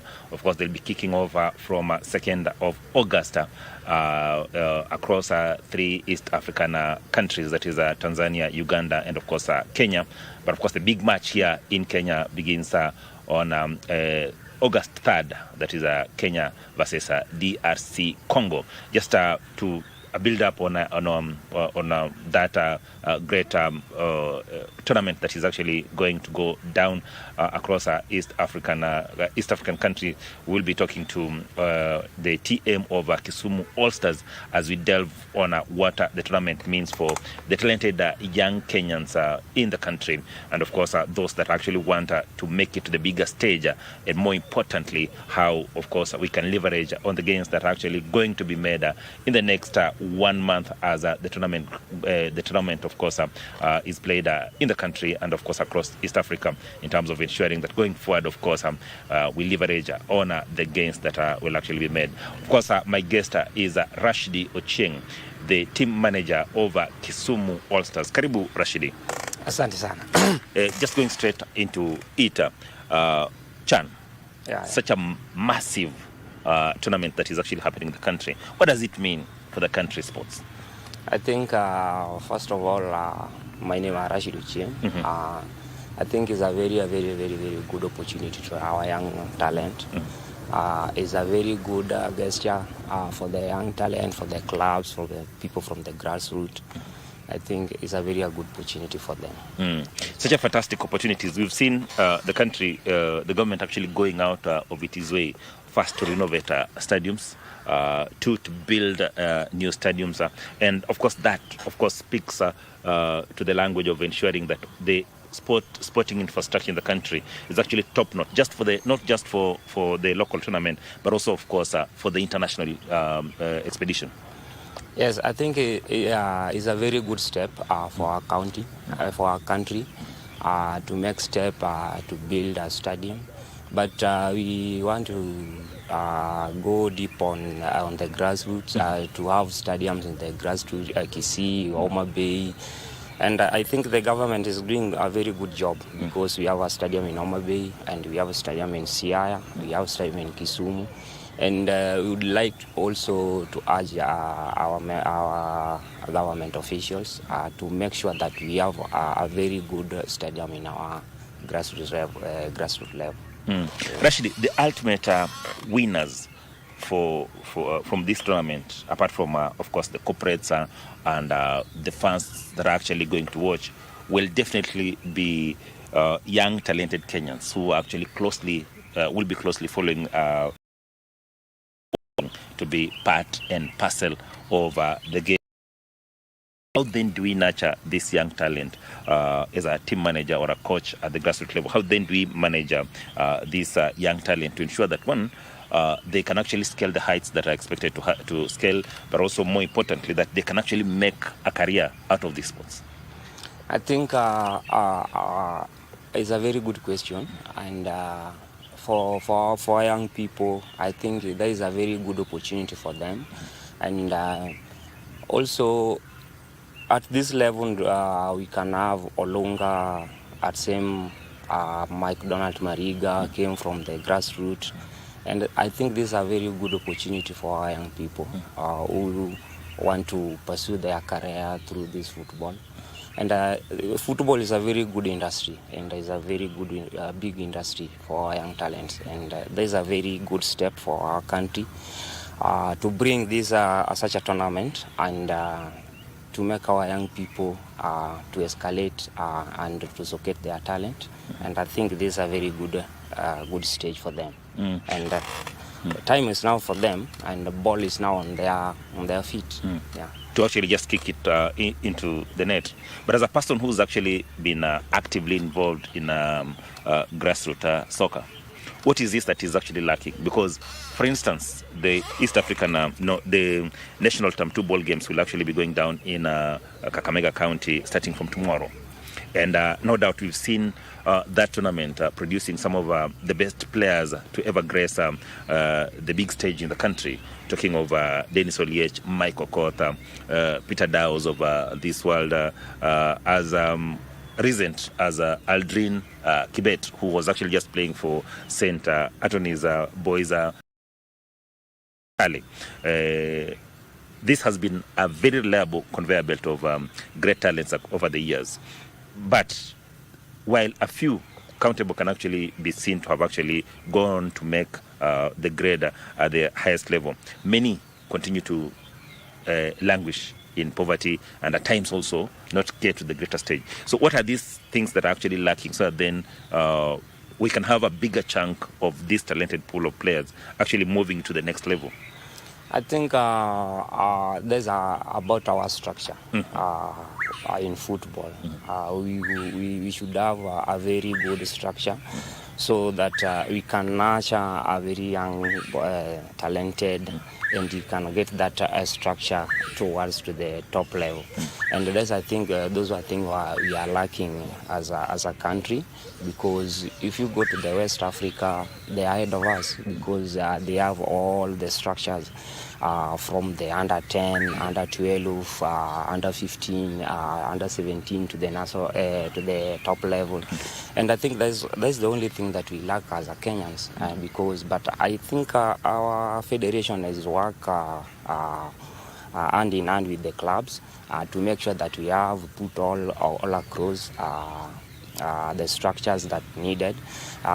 If you look around in Kisumu, we have a youth league is really going on, and our FKF branch chairman is really doing a very good job to make sure that we put all the setups so that when we have a player in the primary school like JSS, and we can follow up from there to the level. So the only thing that we are not doing right is that we are not doing the follow-up.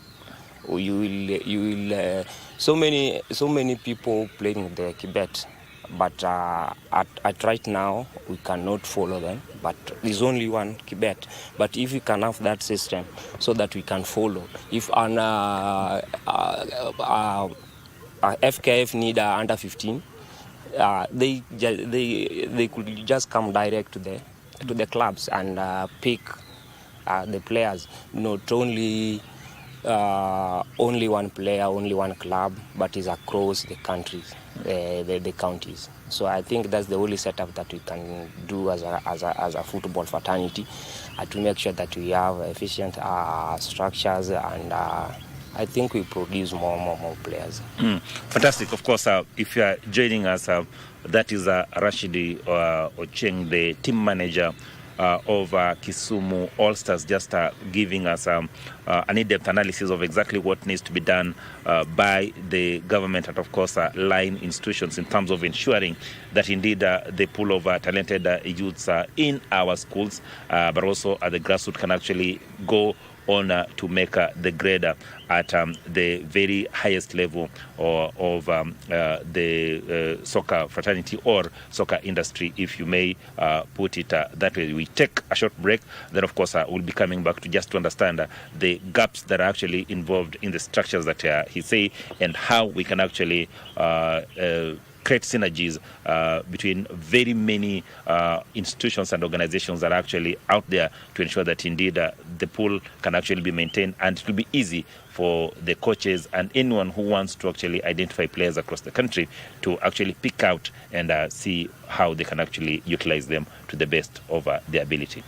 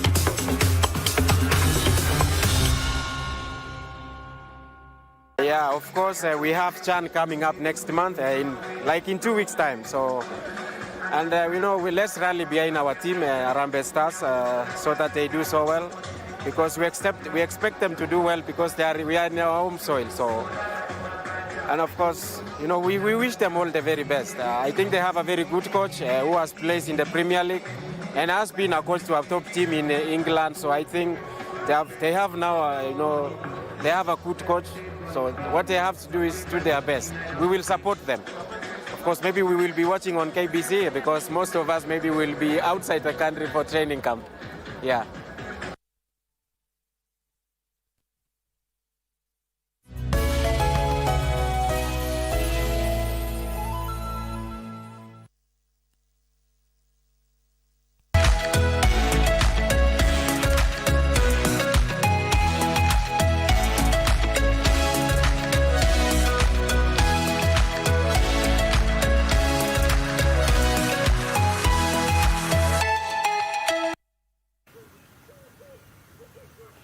Fantastic. Welcome back. Of course, we are continuing with our discussion around the benefits that will be derived by the talented youths in the country, and of course the country as it hosts the African Championships, popularly known as CHAN. And with me, of course, is Rashidi Ochieng, the team manager of Kisumu All Stars, who is actually been giving us a detailed account of exactly how or what it involves to grow soccer at the grassroots level. And just before we went to that for that short break, we were discussing about the structure, how we can actually ensure that indeed those talented kids from the very basic level of our education system can actually move on onto the next step up until to a level where they can actually join paid ranks. And of course, schools play a very important role in this.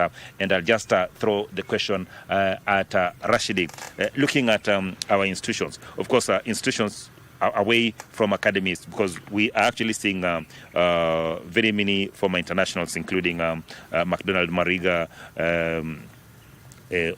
Michael Olunga now, and very many other former internationals are actively involved in either starting up academies or actively involved in coaching.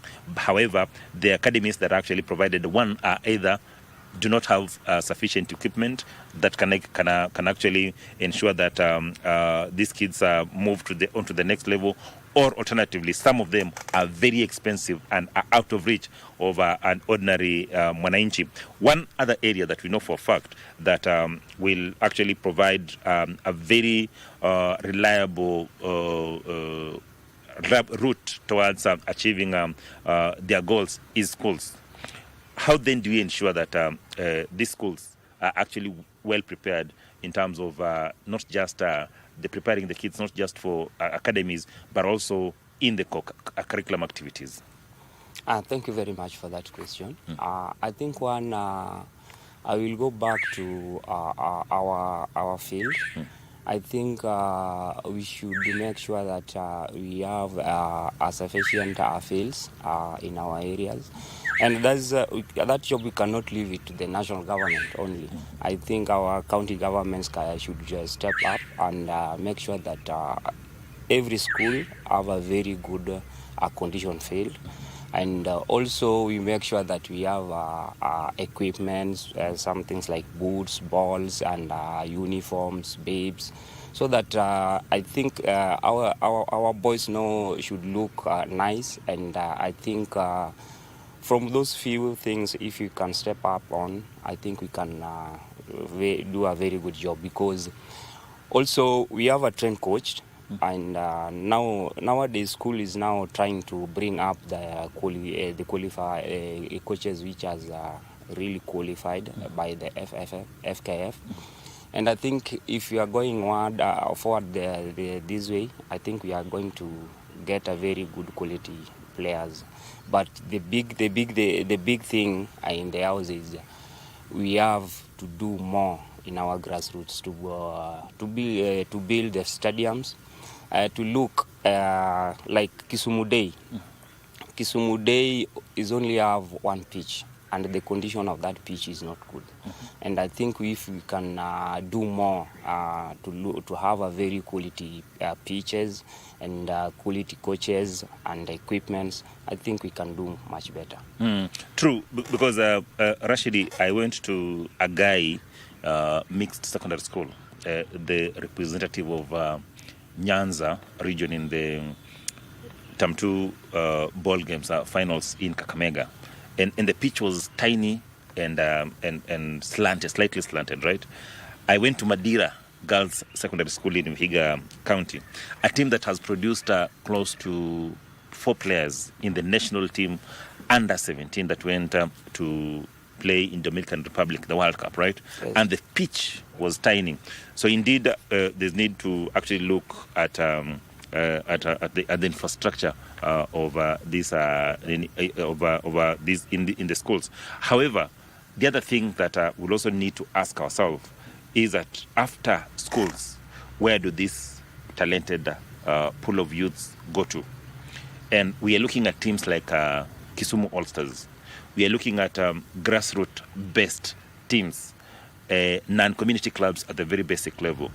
How then do we propel these teams into outfits that will be attractive to the youth, so that then a young person, a talented young person looking at a player in the village who plays for Kisumu All-Stars does not see problems, but sees a future that they can actually pursue aggressively?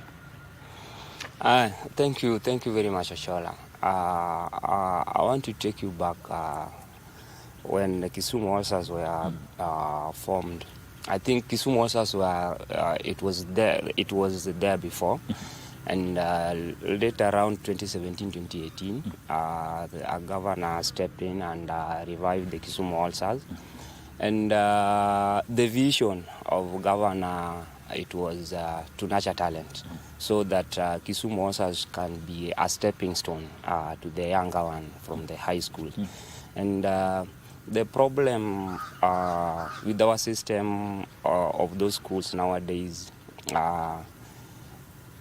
they are now being too much in business, and not only for the growth of those talents, but if it's good, I think we have the communities clubs like Kisumu All-Stars, we have Sabana, we have Kakamega Homeboys, and we have some small clubs from the counties. And I think those are the area that we can nurture those talents. From the high schools, they can step in there, they're playing the league match. And that's where scouts from the national team can come and watch the players playing the football. And I think that's the best way we can do. Pick them, right.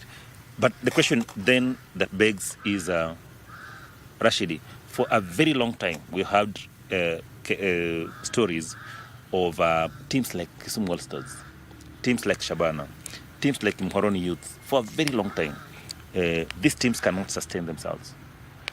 What is it that they're doing wrong, that they're not able to attract corporates, so that then corporates can actually work with them, county governments can actually work with them, or any other well-wisher can actually work with them in terms of ensuring that indeed these clubs are run efficiently and can actually provide a viable option in terms of employment for the talented youth? I think it's our system. I think it's our system because if you compare Zambia, the league in Zambia, and you compare with our league, the gap is big, because in Zambia there's a policy there that any corporate should have a team. And I think that's the only thing that we can do in our team. But the problem with our system, I don't know if something that we can work on. But Kisumu All-Stars and Moroni, we have tried to approach the corporates to come and support team, but we do the proposals and all that, but it's not materialized. I don't know where the problem is. But is it because the way these teams are structured? Is it because of the politics that surround some of these teams? Or is it the way we manage some of these clubs that actually tend to scare away potential investors? I think maybe if I talk to our fellow colleagues from the Moroni, I think some maybe is about the leadership in the club, some of the structures of the team. I think it can lead us to that. But again, I can urge the corporates to approach those teams, because like Kisumu All-Stars, we have a very big followers, like 37,000 followers from Kisumu. Okay, so I think if they come on board, our door is open, and we are able to give them what they need from us, and to take the club, because the bigger picture is not us, but it's the players. You know, if they come in and players, they can get employment again, I think it can help them propel their what they need in life. And so the only thing I can urge the corporates to chip in, to knock the doors. We already knock, and if they can give us that chance, I think I can really appreciate. Talking about the support, 37,000, you say, is quite a big number, right? Just picking your brain on this, how do you ensure that the 37,000 people on any given day actually come to support Kisumu All-Stars? Because with 37,000 supporters each weekend, that is almost enough for that team to be self-reliant. How then do you ensure that the 37 are actually not just on social media and out there, but actually coming to the ground to watch our matches? I think that mobilization, we can do it through our merchandise. I think if we can have, if you are to say, let's say Kisumu All-Stars playing at a Saturday, this Saturday, and if you enter that stadium, we will look around and see the color of Kisumu All-Stars all over. And I think that's the only thing that can motivate them to come to the pitch. Some has really requested us to give them replicas, jersey, but we cannot afford, because we live according to our means. So that's the only thing that I think if we do, we can conquer. All over the county. Fantastic. Looking at going back to Chan, the government has actually done its bit in terms of ensuring that the infrastructure is there in terms of stadiums and facilities, right? After Chan, what next? Is it time that, of course, I know you had actually touched on it in terms of ensuring that each and every county has a state-of-the-art stadium. How do we pick on to ensure that indeed, after Chan, this is not just a passing cloud, that even as you go forward, that these are benefits that will reap and build on as you go forward? I think is now a very good time and for our nation, and the only thing that I can urge the government and the federation to step on to keep this team, to keep the spirit and the spirit of the fans, the spirit of the players and the technical area. And I think our job is to support them, to give them maximum support to the team. And I think going forward with this spirit, I think we are going to do more. Yeah. Fantastic. Probably just one of the few things that you would want to tell those actually that are involved in the preparation of soccer in this country, so that then we can benefit from what you'd say teams like Kisumu All-Stars, teams like Kakamega Homeboys, and all of the small teams that are actually sprouting up at the grassroots. What you need to tell the corporates out there, what you need to tell the government, so that then we actually tap into this as a viable option for employment for the youth. One, what I want to tell the corporate is It's only in Nairobi. We have so many teams in Nairobi, and the corporates are really focused on the team in the city. And if you look the history of Peter Dow was tapped into school ball games activities in the grassroots. So what I can urge them that they come back to the grassroots. That's where the talent is. So we have so many teams struggling in terms of finances. So they just come back to the grassroots and to make sure those teams are very sustainable in terms of financial. And I think doing that, we will make sure we get enough players to make sure that we have a very strong national team from the grassroots. And not because you're just telling me off camera that there are so many people who want to come and support Kisumu All-Stars, but all of them want to take it out of Kisumu County, take it either to Nairobi or any other place. Yeah, you say somebody come that we need a team, and they want to take team from the Kisumu back to either to Kisii and Nairobi. But that is not a suitable solution for us as a Kisumu football fraternity, because when we take Kisumu All-Stars here away from Kisumu, then the talent in Kisumu will just go nowhere. Yeah, so that's the only thing we urge at the corporates to come back. Yeah. TM, will you be going to Kakamega for the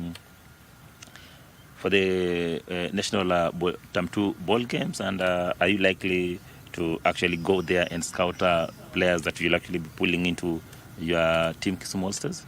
Yes.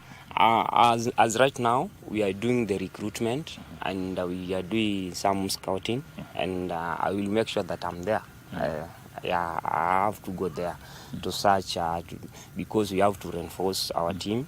Like right now, I'm going to lose about 9 players in my first 11. So I have again to look how I can get and replace because our job is to make them and to let them make go. them ready for the bigger stage. Yeah.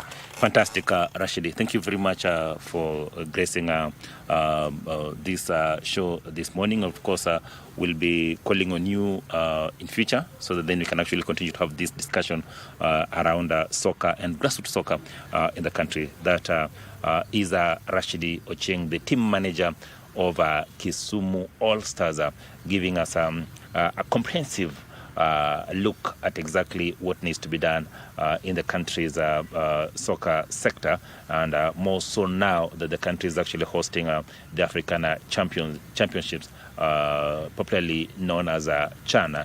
Of course, calling on the government to ensure that the infrastructure they're actually putting in place does not just stop in Nairobi, but of course goes across the country, but also a rallying call to the corporates across the country to ensure that indeed they support community clubs, because this, he says, is a stepping stone for very many talented youths across the country into the greater arena of paid soccer or paid ranks in terms of soccer. And of course, just saying that as they move on, of course, they'll be doing everything within their means to ensure that indeed they continue to grow soccer at the grassroots level. But of course, they need support. But just in conclusion, he's also saying that he will be in Kakamega to tap new talent. He says Kisumu All-Stars is losing close to 9 players, and of course they'll be looking at that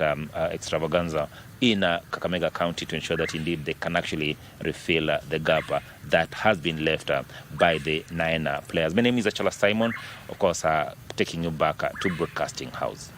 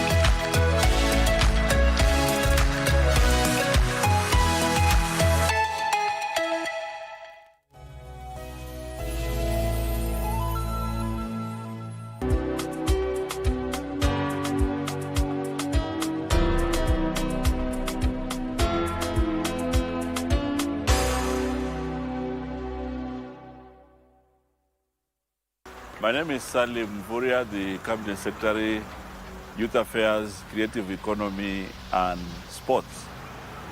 And I want to tell all Kenyans, Chan is here with us.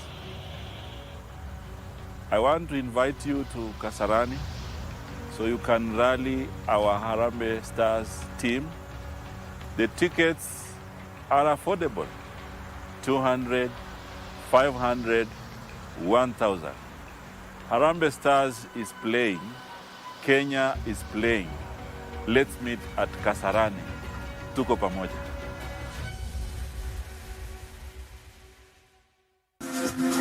Got the fear of missing out?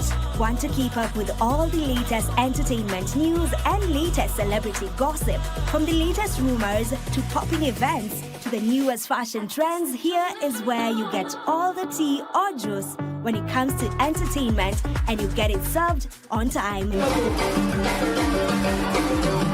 All that and so much more on Grapevine every single Monday only on KBC Channel 1.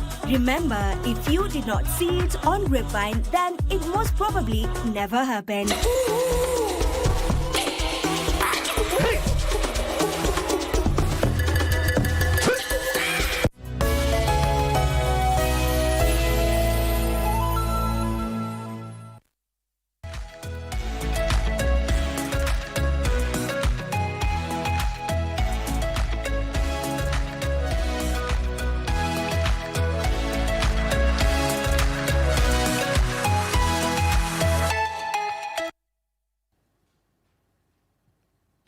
Welcome and thank you for staying with us. We get into our family check segment. And today, as we are all just, in that Chan craze, as we focus on the Chan games that will be played right here in the country beginning on Saturday, that is the 2nd of August, we have decided to have a conversation around that. Our conversation today is on domestic football banter. Should we hide the TV remote is the question we're asking. We just want to look at how, that in a family setup, how that looks like for people who are fanatics of football, enthusiasts of football, and for those who do not want anything to do with football or are not interested in football. And Mike, also, having in mind that we have, schools have been closed. Yes. So we have children back at home. So how does that look like? Are we watching Cocomelon or are we watching Chan? The question is, who should be the custodian of the remote? Because now we have Chan that is coming up in the next few days, and it will be broadcast here on KBC. Now we have those family dynamics. There are those who are very enthusiastic about football. Yes. Then there are, in school, kids get into different sports, and there are those who take on sports like football. So when it comes to watching games, who should be the custodian of the remote? Because these family banters can get exciting, and given that people support different teams. So how do we go about this? That is the conversation we are having today. That is what we will be looking at here. And of course, we are not alone. We have our two guests in studio with us. And I will begin with a lady, because as they say, ladies first. We have Nelly Mutai. Nelly Mutai is a multimedia creative and journalist as well. So Nelly, welcome to the show.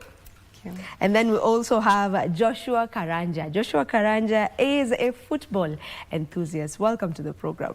Thank you, Vivian. Let me first begin by just knowing if you're supporting any team in the Chan games. Of course, I'm supporting Team Kenya. We are loyal. Yes, so we are supporting Team Kenya, and I'm happy to be here. And thank you, KBC, for supporting local talent. Yes. Nelly, are you supporting any team? This is just a football, like me, of course, I'll support Kenya. For obvious reasons. Yeah, of course, we're all supporting Team Kenya for sure, for sure. Now, speaking about that conversation, just what happens, in the house with such a game happening? For football enthusiasts, this is a big thing. For those who know nothing about football and don't care for it, it really doesn't matter. So how does that dynamic look like at home? For someone like you who's a football enthusiast, remote inabaki na nani?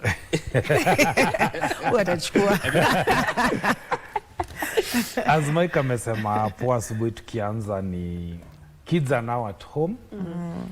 And you know the usually craze is about Cocomelon, is about the stuff that they love to watch.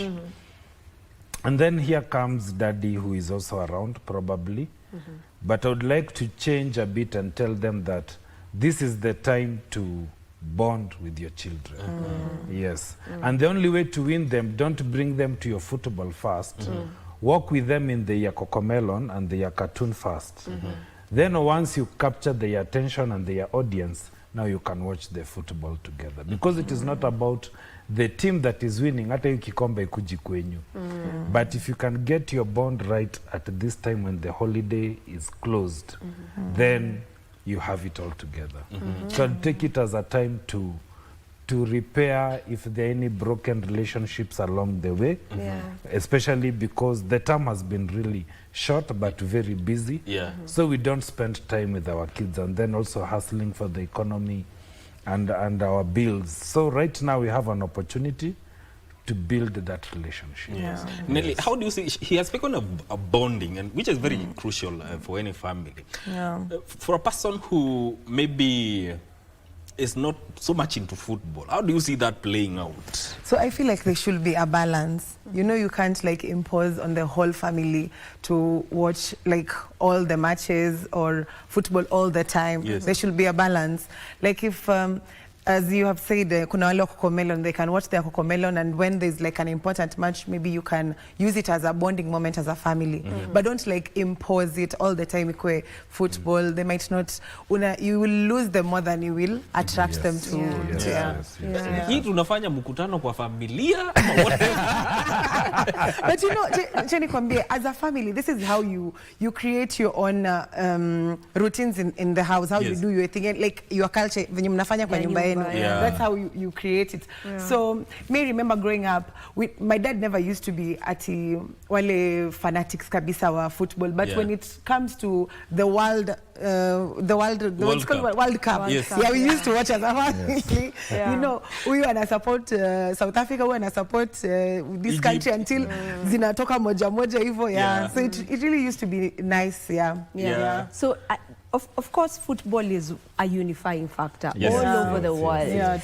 Football is unifying. Yes, music is unifying, but football is that one game that is truly unifying. So I get when you say that it can be used now as a form of bonding in the house. Even as you're saying, you used to watch the World Cup at home as a family. So for someone like you, Nelly, who's not into football at all, would you be open to now like sit down and watch the football match? That is, if there's someone else in the house who wants to watch it, would you be interested in just sitting down and watching? Ama kila mtu sasa afanye mambo yake. Kama wewe una watch football yako, kama una watch football yako, at least now we have our own gadgets. I can use my phone. I'm very open to watch football. You know, I'm also like naturally a competitive person, so napenda historia. This is my team kind of thing. Especially for these ones in it's like a nation. So like Kenya inacheza na this one. So there's that tension here. Unangoja hii, the whole thing. I can't watch. I can't watch hizi zingine za all the time. The ones I don't know, the ones everything. But nations. This one I will watch. Okay. There's also the aspect of you know, kila mtu akona favorite show yake. But then again kuna football, and they clash with the timings. The programming sasa inakuwa a little bit tricky. So hapo sasa mnakaa chini mna agree tuna watch football. Kama ni vitu hivi tutawatch. In fact, Mike, kuongeza hiyo point, you can spice it up and try to the first thing is trying to win them over.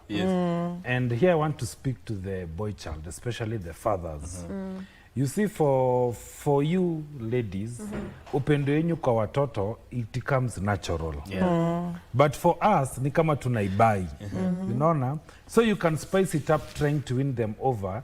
Unaweza sema kama leo tuko na timu ya Kenya, endo ununue jazi.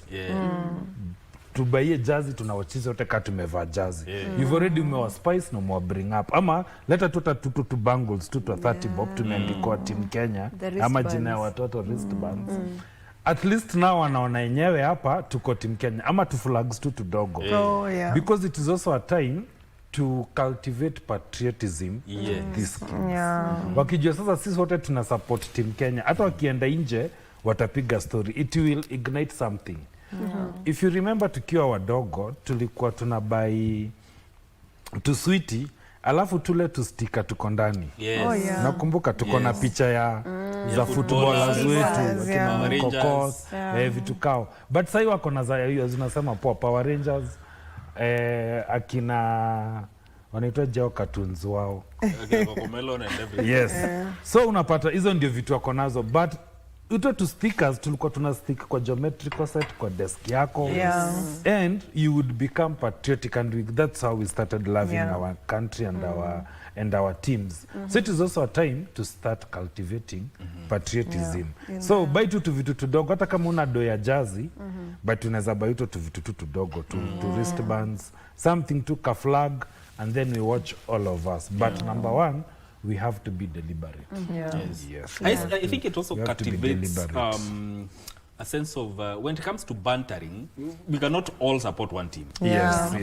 When it comes to bantering, in fact, itakuwa boring. Itakuwa boring. The essence of having watching a game is having different team supporters watching the same game. I also think it cultivates that healthy banter. Yes. And even, you know, when we're looking at that, we also have to accept that there are people who do not like to watch football in the house. You know, for some men, they would prefer going to watch football out with the boys rather than be in the house to watch the game, because sasa wewe una watch football na mtu kama mimi ambaye hata sijui kule ni vipi, hii on goal inakaaje, sijui nini inafanyika vipi. So now I keep asking you all these questions and it bothers you because you want to follow the game. It happens. So for those who would want to go watch it outside, is that really a problem? If I feel like for me to enjoy my game, I need to be outside. I can't enjoy it in the house kwa sababu naulizwa maswali mingi ama a lot is happening. Absolutely, there is no harm. Once in a while, especially tukikaribia huko quarter finals, chukua mtoi wako wawili watatu, enda nao mahali mna watching game. Enda nao mahali mna watching game. You'll also bring that bond together. Kama wapendi ball, aruke pale kwa bouncing castle, but as kuna utakosa moja mwenye atataka kukaa na wewe. Because sometimes it's not about the football, as we are saying, it is the bond. Also, and the process within. I support what you're saying. What about the environment in which you're bringing this kid? Because unajua most of the time balls tunawachia kwa club. There's also that aspect. You know, uta-navigate aje. But kuna places friendly sana. Kuna places friendly sana na watoi. Wameka hizo screens hazina alcohol. Hazina alcohol. Na hata kama utapata place iko na alcohol, si lazima, if you take alcohol, si lazima ukunywe hiyo siku hapo. Especially watoi wako area. And they should also go with their wives. Because men like to go. Game ilisha saa 4 lakini anarudi saa 8. Hiyo hours zingine hii. What will happen? But then again, you know, we have to also have in mind that these games are being played in Kenya, some of them. So we can actually go to the stadium and not just go watch it on screen somewhere. We can actually go to the stadium. So I think it's also a good thing and a good spot even for involving your children in the same. Na mwakesho tunaenda Team Kenya is playing. You know, let's go to Kasarani Stadium, Monyara Stadium, tuende tuketi to watch football pamoja. I think that would also be a fun way of doing it since it's being played here at home. In fact, tunapatia mtu history za kwenda kupiga kwa watu mabeste wao. Giving them content. Yes, and positive content. Yes. Absolutely. Now, you know, there are also homes whereby, you know, we are assuming that football goes hand in hand with the men, you know, men loving the football. But there are ladies who absolutely love the game. There are ladies who are diehards of the football game. So how does that look like, Pia? Kama it's the lady who loves football, and then now the guy.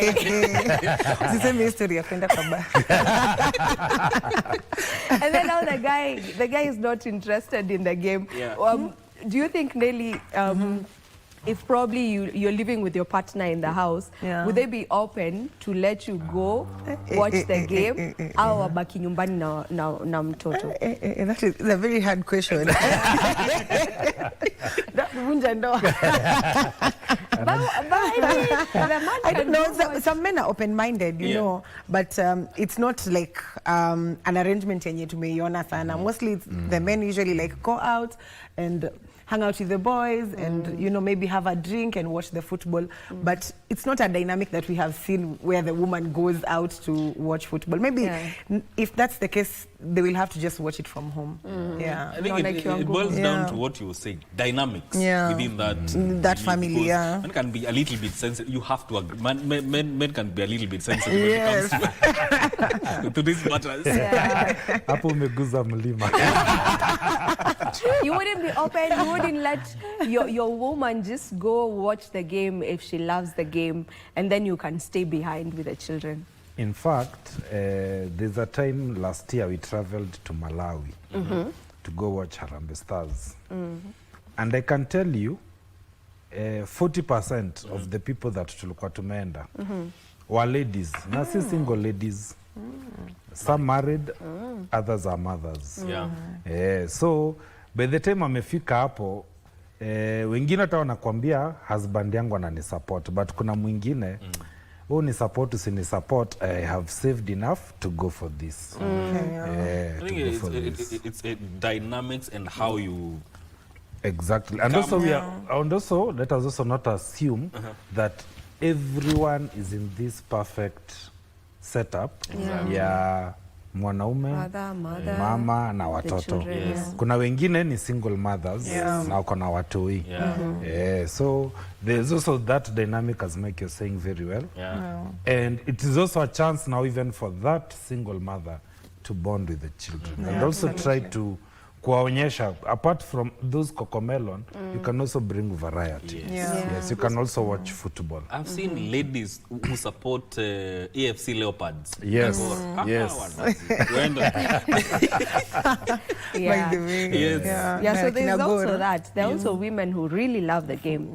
You can get to join in this conversation. You can talk to us. We have our WhatsApp line that is 0716 103 301 0716 103 301. Get on to your WhatsApp message and just talk to us about this dynamic. How does it look like in your home? Tuambie nyi mna plan ikue vipi. Kuna mtu ambaye ameshasema mimi from Saturday the remote is mine. Nisione mtu amevuza remote. Kila mtu ajipange. You know, just talk to us. We would love to also get to understand how that looks like for you. Now, speaking about the love for the game, kuna watu ambao truly they love the game. They are fanatics of the game to the point that if their team loses, umemharibia wiki mzima. Hiyo wiki yote yeye anakuwa very irritable. Mwambie tu kitu hivi amejam vibaya sana, you know? So there's also that aspect. And how does that play out, especially pia in the home setup? Because now this is your dad, timu yake imeshindwa. Leo amekasirika hata amekataa kukula. So how does that look like for you as a fanatic, as an enthusiast? Because those are two different terms. Hiyo ni kitu tumezoea, especially sisi watu wa Maniu.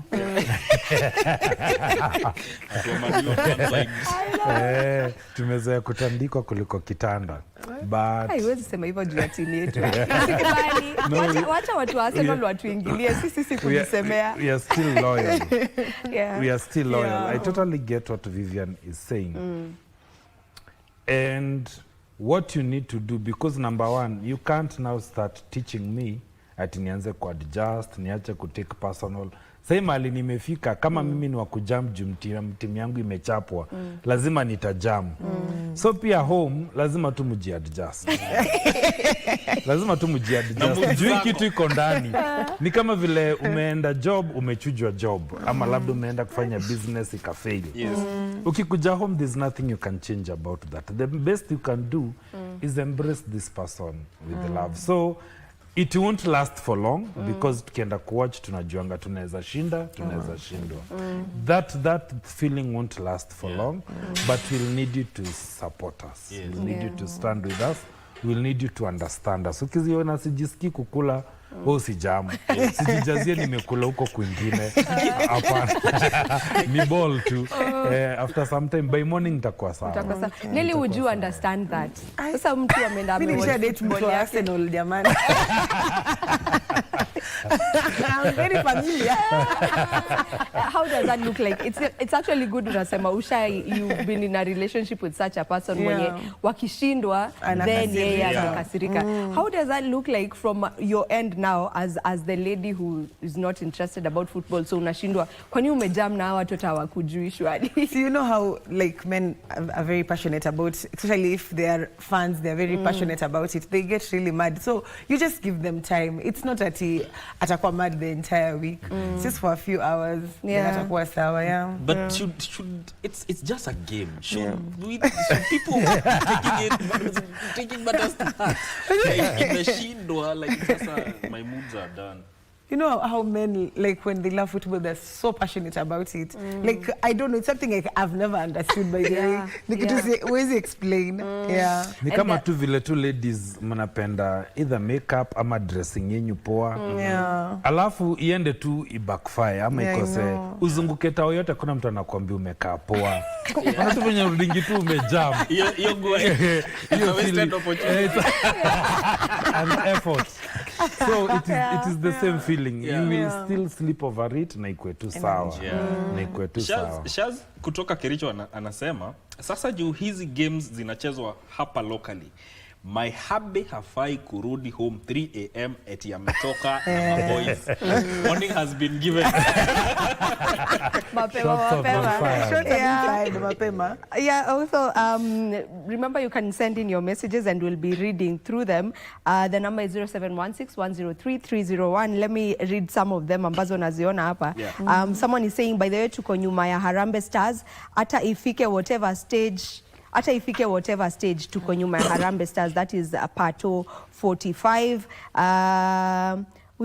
Huyu mwingine anasema they are supporting Senegal. The defending champions will clinch it again. So yeah, you're open to also let us know which team you're supporting in the African Nation Championships, that is CHAN. Mwingine anasema huku Nakuru lazima watoto wa watch TVs. Lazima watoto wa watch TV. So hii remote tutaipigania all the time. Huyu amekubali like hii remote sitawaachia simply because your children. Lazima tutapigania hii remote. So but you know, I like how we're putting it, that let's use it as a bonding time instead. You know, let's find ways to just work it out and ensure that everyone is just will feel okay at the end of the day. Not ati sasa that child is there frowning because sasa daddy hata heri angekuwa tu anaenda job, sasa kwa hapa anashinda because there's also that, you know. Inafika time mpaka watoto wana wish hata heri tu daddy atoke aende. You know there's that football.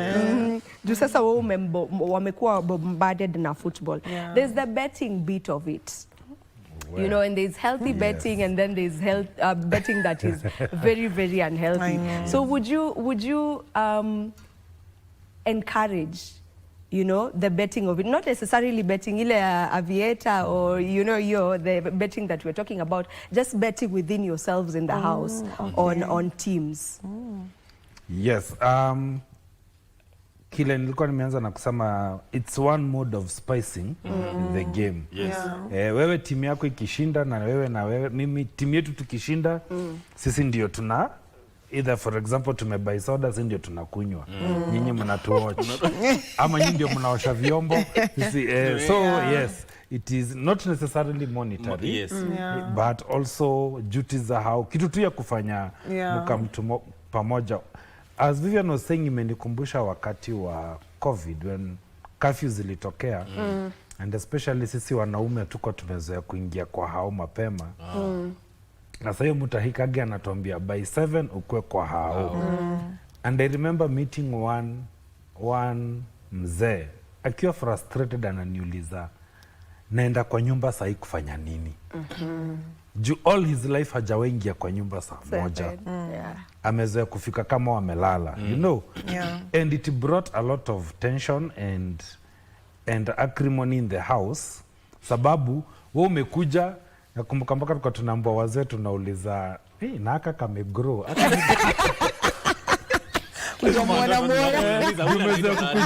Ukifika kama wamelala unatoka kabla waamke. So if you do that for 2-3 years unashinda aka by then kangu. Amegrow aje. So it brought a lot of friction, but with time watu wakaendelea wakiingiana. So we can also take this opportunity as we watch this football. Remember, it's not about what's happening outside there. It's what is happening inside the house. Nelly, do you think whatever he is saying would strengthen the bond between the father now and his children, especially when it comes to his sons? Yeah, kabisa. I feel like, first of all, kids are very easy to influence. You know, they're very easy to make, to like things. So it's a very good opportunity for fathers to really engage with their children at home. You know, like he said, the betting thing, that's really nice, you know. Like, it will really make the interaction interesting and make the kids even love the game more. So it's a very it will make the bond between father and the children to be strengthened, and then we should not leave the mom out. Exactly. Yes, we should not. Hata wakuje wakwe part of it.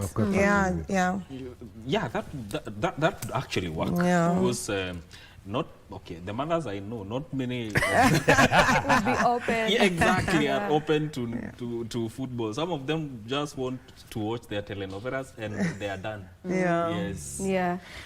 You know, even speaking about involving everyone in this and involving their children so that you start cultivating even the love for the team, the country, you know, with such a game happening. Maybe I just love to know where your love for football began, because sasa tunasema tunaanza kuzicultivate wakiwa young. So for you individually, where did your love for football begin? I think it's a time to grow.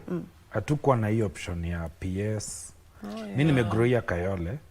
So hatukuwa na hiyo option ya PS, hatukuwa na option ya TV all this time. And so, as we used to play, football was the only thing we could play. So, tulidevelop a passion hapo. Tulikuwa tunaenda place, tulikuwa tunaitanga my site, is still there. So, that's where we used to go. Tuna play hizi ball za makaratasi before hizi zingine zianze kukuja. And tukaanza kudevelop a passion hapo. So, na ukisikia kuna Harambee Stars inacheza Kasa, we used to go. Unapata ito niko tunalipa 100 bob. So, tunaenda and tulianza tu kucultivate hapo. So watu wamegrow, I think those ages kitambo, na sound ancient. It's okay, accept your age. Accept my age. Tulikuwa that was the only thing. Football was the only way you could bond with others. Na nile ya kama ndio mwenye ball, timu yangu ikishindwa naenda na ball home. Mkitufunga fast na jam. Pena zote ni zangu jimi ndio mwenye ball. So that is how we cultivated football and along the way. But nowadays watu wako na options mob, but still kuna wale wana get kuona, unapata influence ya Ronaldo, influence ya Messi. Pia watu wana grow wakijua, and so they cultivate. Like my son anapenda football sana. Na sasa hata mimi nimemcoach ama sijui nimefanya nini. It's a passion he developed. And the only way you can support him ni kumencourage, tumlete jazzy siku ya birthday na jina yake. Kitu kaya kwambia naenda ball daddy ni drop such. And you support them along the way. I think even with the interactions they have with other kids, it helps them develop that love for football. And I don't think it should be something that should be problematic to parents, especially when it comes to kids embracing sports. Even many schools, like they might not have maybe a rugby team or a swimming, but football. At a time ya break they usually play. So it's really it's one of the popular games in Kenya. It is actually all across the world. Football is very popular. I used to, when I was in primary school, I used to see, we have one field, but unaona class 6 na class 7 wako na ball, class 4 na class 5 wako na ball yao. They are playing within the same field. Yes. But different teams. So break ikiingia hiyo field iko full. Imejaa, kuna games several zina happen. Yeah. Imejaa kuja. Alafu pia kitu nimerealize as tunalea hawa watoi and especially mothers. Mothers ndio na support watoto wao na ball. Mothers ndio wana support. Wakisikia kijana wangu wako huku, yeye ndiye atamuenroll kwa academy, ataenda kutafuta coach mwenye atatrain mtoto wake. So wamama pia, ladies hawajaachwa nyuma. Yes. Nelly, have you ever had an interest in football? Ever? Because I know I'm not a football enthusiast, but growing up, I grew up in a home where my dad was a very sporty person. He loved all kinds of game all around, including football. So that's where my love for Manchester United began, because he used to love Manchester United, and then my brother also loves Manchester United. So just by association, I became a Manchester United fan. But if you ask me about the players, if you ask me about, you know, I don't know much about it. So I've had an interest in football younger while growing up, but then now, as I grew up, it wasn't my favorite things to watch or my favorite things to get to talk about. So right now, I'm not really an enthusiast. I just have a team, but that's where it ends. So have you ever had an interest in football ever? So I can't really say I've had like a personal interest, because maybe I'm the kind of person who has switched teams, like you.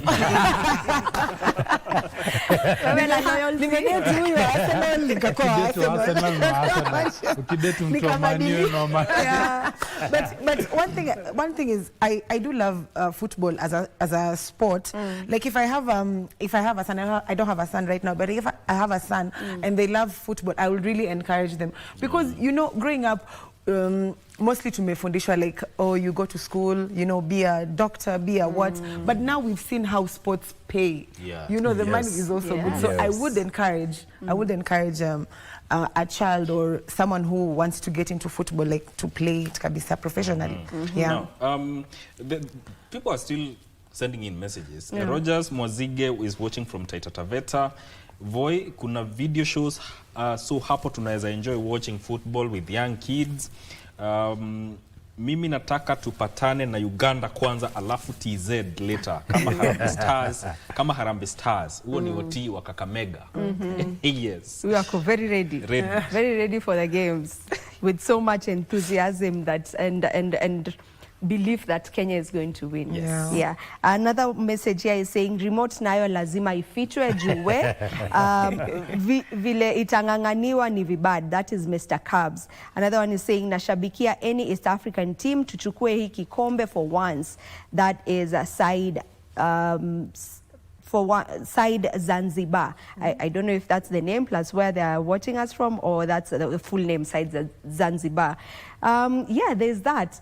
Now, when it comes to still historia, watching football and, you know, the remote in the house, I think it's also good for us to talk about the fact that nowadays children are indoors most of the time. You know, while you were saying you used to play the game back then, actually you even innovative kwa sababu mlikuwa mnajitengenezea mpira nyinyi wenyewe. You used to shona it, mnashona nyinyi wenyewe from scratch. You know, so there was that back then. Right now, children are more on their gadgets. Mtoto atashinda kwa nyumba, amalizane na TV, aingie kwa tablet, aingie kwa simu, aende kwa laptop. Yani they are just in the house. If it's games, they are playing them online. It's online games. There's gaming, there's the PlayStation and all of that. How would you say that has impacted how kids are growing up now? It is dynamics, and number one, we have sometimes to move with the way the world is moving. Those days, hatukuwa tumejenga vile tumesaijenga everywhere. Tulikuwa na, kama ni yako ka community Kenyu, kuna ka place tungecheza ball. Unaona, kulikuwa na hizo grounds. But sasa unapata grounds nyingi zimejengwa. So unapata tuna have kurudi back kwa nyumba. Because hatuna places za kuplay. Siku hizi hata watoto kuride bike hatuna hizo nini sana, unless zile estates zimefikiria kitu kaa hiyo. And then now the way technology has come. The way technology has come.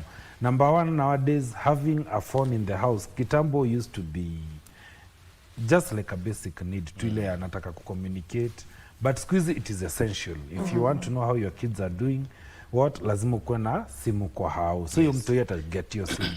Squeeze watu yeye akifika kwa wangu alifika juzi 10 years alibaiwa simu as a present. So kona vitu zote zanataka kuwatch, of course it's controlled, but akona hiyo access. So the way times have gone and have changed, lazima tujiadjust hivyo. But that doesn't stop us from that point that we said, even if wako in-house, tunaweza watoa na tuende nao study. Kuwatch ball pamoja. Yes, tunaweza toka na tuende to watch. Do you also think it has changed how different generations now are approaching sports, especially football? Yeah, I think now things are different because of technology. Tuko na phones, watoto wana access tablets and all that. I feel like they even as much as they don't play kwa ground, but they connect more because nowadays is social media. You know, you get to see about these games. You can even follow Ronaldo on so they get to understand even the games better. There's also the question of boundaries, because banters can get heated and sometimes can degenerate into something else. So henceforth, how do you think these boundaries should be set? Because we have, let's say in a family setup, we have the father, we have the mother, then there are kids. Then in the course of the game, it gets heated and one bloods out something. Inafaa kukuwa healthy competition. Inafaa kukuwa healthy competition, but sometimes it gets better. Hakuna feelings. You explain prior the game. Hakuna kulia. Hakuna kukasirikia mtu. Hakuna kukataa kukula. Hakuna kukataa kukula. Hakuna kulia before. It's just a game. So inasema beforehand. Rules. But as Mike is saying, banter zingine zua zinago across, you know. Yani unajua mtu anasikia vibaya cause team yake imeshindwa, but you're just poking and poking some more with whatever you're saying. I guess Ethiopia is something that should be. I don't think that happens in a family setup. Maybe though it does for watoto sometimes. You find, you know, the older brother maybe and the younger brother supporting different teams. So sasa hii tu ndo mtu anashinda kikukumbusha vile mlichapwa. I saw it get serious. I sometime back when a fan, I think he was from Tanzania. He was speaking to a reporter, but he got emotional. And I remember trending video. That trended. So the messages are still streaming in. Let me read one or two. Hi, Gitau from Banana here. Harambee Stars die hard. Futa ikiendelea mimi hutoa remote battery moja tu, hata uchukue remote haiwezi saidia. He's a Man U fan. He's given people an idea. Mwingine anasema, this is Lewis from Kajiado. Why fight for a remote? Kwani hamna TV mbili? We are sorry. Lewis, we are sorry. Mwingine anasema from Isiolo, Chan iko KBC, tunangoja sana, asante sana. Ni Van Jik kutoka Mwamba Lugari, Team Kenya all the way, na pia mimi niko kama sub. I think anachezanga ball. Nice. Yes.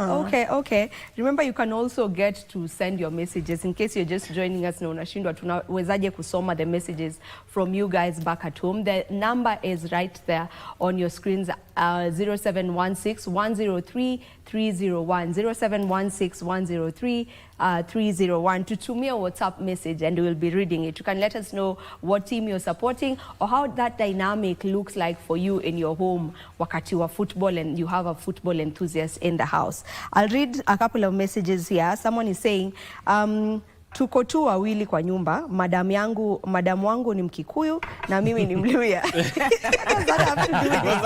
What does that have to do with it? But anyway, let me continue with it. So anasema madamu wake ni Mkikuyu, yeye ni Mluya, napenda mpira na yeye si fan. Hataki kuenda nje. Anapenda vipindi vya TV sana. Sasa imebidi ninunue 48 inch TV nimwekee pale jikoni. Ndio nibaki peke yangu sitting room. Jikoni. Nibaki peke yangu sitting room. That is Kathambi aka Super Soldier. Huyu amenunua hadi 48 inch. Jikoni. Wewe baki uko kwa kitchen. Another one is saying Nasikia madam amesema Ronaldo, ongeza CU. I don't know what CU is, but I think amefurahi tu umetaja Ronaldo. Yeah. He's a fan of Ronaldo. That is a Ronaldo fan, for sure, for sure. So yeah, going on with this conversation and how that looks like in the house. Sasa kwa wale ambao kabisa they are not interested. Hata ukijaribu kuminvolve, ako tu, they are not interested at all. First of all, we've said it is not about the ball. Na pia kitu ingine ni kama venye unatuambianga wewe twende unipeleke salon. Unajua tu hapo wenyewe mimi siwezi. But saa ingine tu juu ya kuleta usilete tu vita mingi, domestics mingi. Sawa, nitachill tu kwa parking. Unaona ama tu bezi ya supu tu hapo wewe tengenezwa tukimaliza twende. I'd also want to request, especially the ladies, especially even at this time, wewe tu kuwa tu patient tu. Wewe kaa tu hapo, hata utakaa kwa simu yako ukiwatch vitu zako, but kaa tu na mimi hapo. Kaa tu na mimi tu. Ni ile support, moral support. It's more of bonding as a family than the game. It's more of bonding, hata kama it's in silence, it's presence. It is everything. Wewe kaa tu hapo. But do you think people get it really? Me, I've done it so many times. Like you're there with someone watching football. Of course you don't really know the dynamics of the game. But niko tu hapo. Nimekupea company. Because there is banging the table. Sijui ungecheza hivi. Alafu nauliza maswali. Alafu unaanza kuuliza maswali. Na saa hiyo kwanza unauliza maswali, wamemiss goal, alafu sasa amecatch feelings. Amejam. Bana. Unaanza kuuliza offside inamaanisha nini? Sasa kabla aanze kukuexplainia game imesonga. Kuna kwanga different fans wa football wakwanga different. Kuna wenye wakwanga willing kukupatia information na kuexplainia. Then kuna wenye wataki like wewe umuongeleshe. Ana feel like sasa ni nini wanani distract. But kuna wenye wanakupea information na nakwambia like huyu ndo amenunuliwa this season. I don't know how they but akupea information. She's really nice. Yeah. How should people, is it really a must that people have to watch a match? Let's say if one person supports a team, like it's game time, it's cast on stone, you have to watch. You have to watch. Yes. Should it be like that? Not necessarily. Si lazima ikue. Okay, lakini siku team Kenya inacheza, hiyo tuna negotiate. Kuna kuna zile game special. Kuna zile special, hii upende usipende. Lazima tu watch tu. Hii lazima tu watch. But hata wewe as the guy mwenye unapenda ball, also try to tone down tu pole. Mwambie basi wacha to watch. Tunaweza kosa watch first half to watch second half basi. Try ingine. Do you think there are guys who love football who would be open for that? Asijue first half imeenda. Kama tumeagree tunawachia kwa nyumba.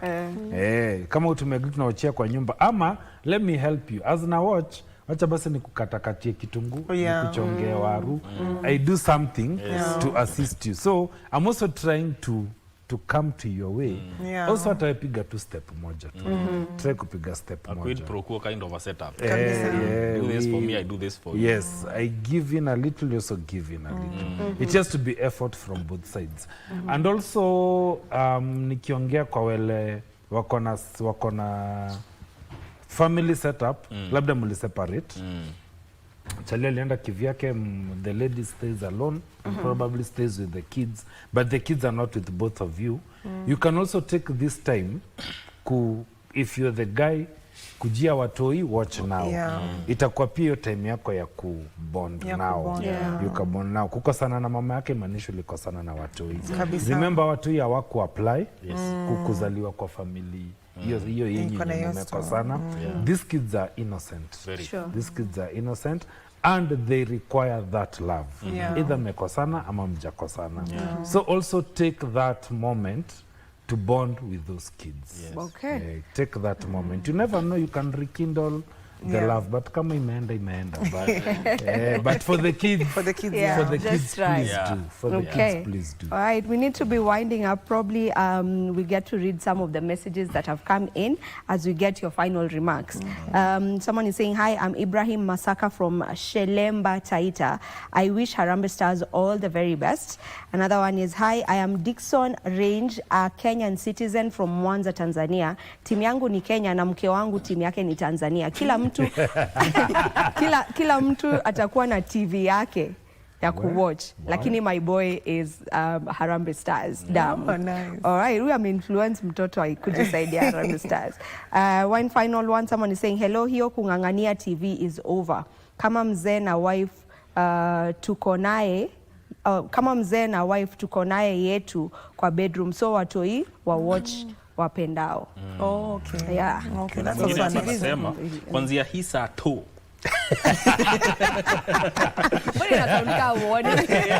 Kwanzia hii saa tu.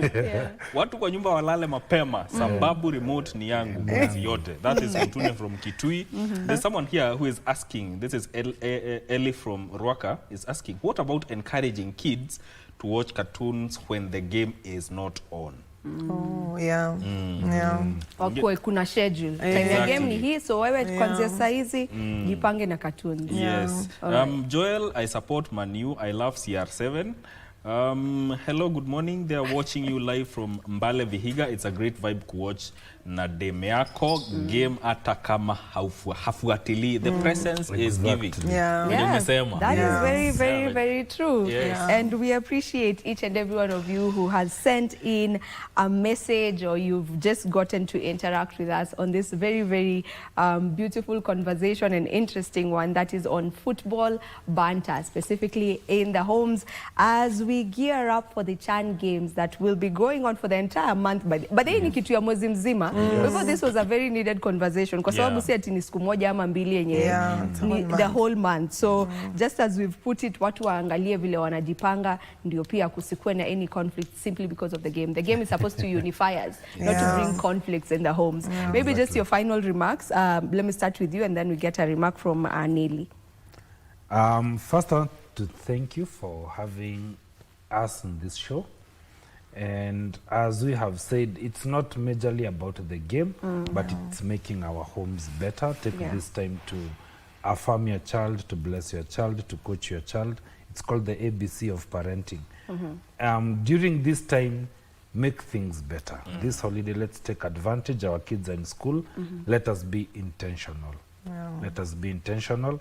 As we watch the game, let us spice and do everything to make it work. At the end of the day, tumaliza hata kama Team Kenya haitashinda, let your family win. Yes. That is the message I'll leave all of you with. Beautiful. Nelly?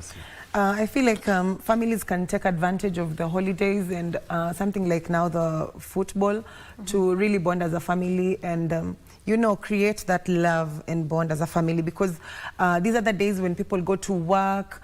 You don't get to really spend so much time with your kids. So I feel like families should really take advantage of the holidays and any activity that bonds them, like football. And I'm also looking forward to go watch one of the games. Possibly Kenya. Yeah, because it's here, it's right here. Yes. This is where we get to end. Victor, sasa tumeongelelea football. I would love to know, but I can just try and guess what kind of person you are in terms of this banter. I would say you are the kind who will get several TVs so that each one ajipange, you know. Oksechi. Vivian, what are you trying to insinuate? Also, given that you are an Arsenal fan. Yeah. Oh, yes. It's just like, okay, so where do you lie? Okay, basically, I think I'll support Kenya in all the stages. The first game will be on Sunday. Kenya versus Congo. That is DR Congo. So batoto ba Congo, sisi watu wa Kenya banakuja kututandika hapa nyumbani, and you are supporting Harambee Stars. I mean, you can see the entire government has actually supported Harambee Stars. Even the president was at the Kasana during the official handover. So I think the best thing you do It's one in a lifetime opportunity to watch Chan in home ground, right? Yes. Yeah. I will definitely go there because you can imagine traveling to a different country to go and watch it there. It's impossible. But from here to Kasarani, kama tunaenda kuwatch game ya AFC na Sofapaka and all that, why don't we just go there and also support? Yes. It's very important. But then now, hapo kwa remote, hapo kwa remote, utanunua TV extra. Utanunua TV ingine. we need to have it. Another TV should be, because this is a time that, and by the way, even for the ladies, get to know something after Chan. Yes. If you're asked, you can imagine with a group of friends who are just making a story, and you're asked, how did Kenya perform during the first leg? You're like, about what? Kwani Kenya? Just know something about football. Yeah. Something kidogo pale, it's called general knowledge. Arm yourself very well. All right. So for me, I think, yeah, Kenya all the way. Okay, Yes. Team Kenya all the way. We are all rallying behind Team Kenya, and let's make a point to at least go watch a game or two. When Harambee Stars is playing, let that stadium be full because it is home. Yeah. So we should make that point of just going to watch. Kasarani looks, Vivian, Kasarani looks, mwah. It looks amazing. It looks Kasarani amazing. looks good. And Haya, I think- nimeambiwa tufunge ama Yeah. tutolewe before. All right. All right. Aya, bye. This is where we end this conversation. So goodbye. We'll see you tomorrow, same time. All right. Please.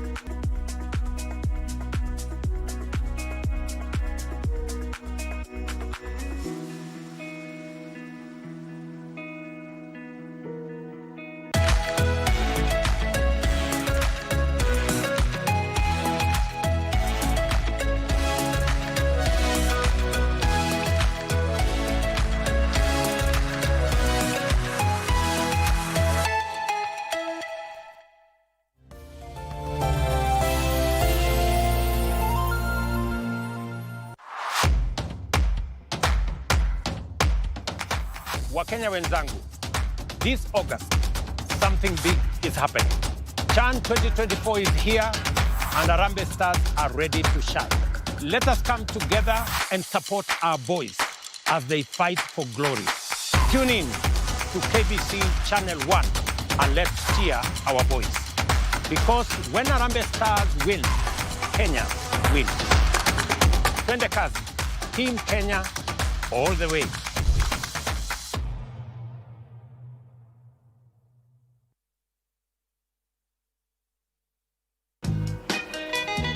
A grown woman who we took abroad to study, then she decides to get a baby and keep it a secret for God knows how long. Don't owe you any explanation.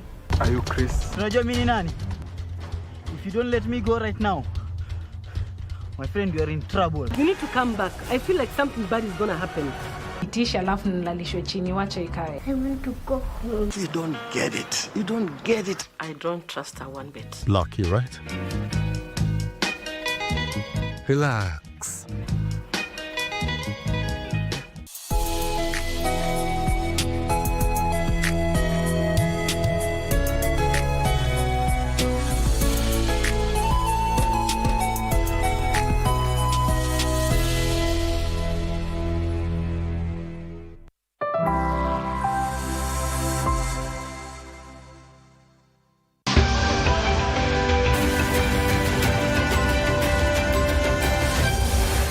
It is a group that oozes a class. I'm talking about Africa football powerhouses, Nigeria, and of course a defending champion Senegal, who will be joined by Congo and Sudan in the final Group D of the 2024 Africa Nations Championship with the triple co-hosts Kenya, Uganda, and Tanzania. And you can watch all matches live on KBC Channel 1.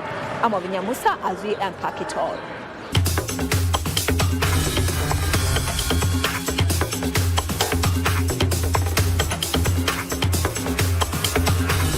And we'll be looking for positive result as we welcome into this concluded Group B game between the Teranga Lions of Senegal up against the Democratic Republic of Congo. Let's kick off with Senegal, who won the previous edition in 2022 after making their debut in 2009 to finish fourth, while in 2011 they left at the group stage after a third placing in their group. They rose to the occasion in 2022 in Algeria, where they topped their group to beat Mauritania in the quarterfinals by a solitary goal before dismissing Madagascar by the same margin, and come the final, they had to go all the way to the penalty shootout to defeat Algeria 5-4 and lift the trophy. And the goal maybe to seal this match. Opportunity, and it's a goal!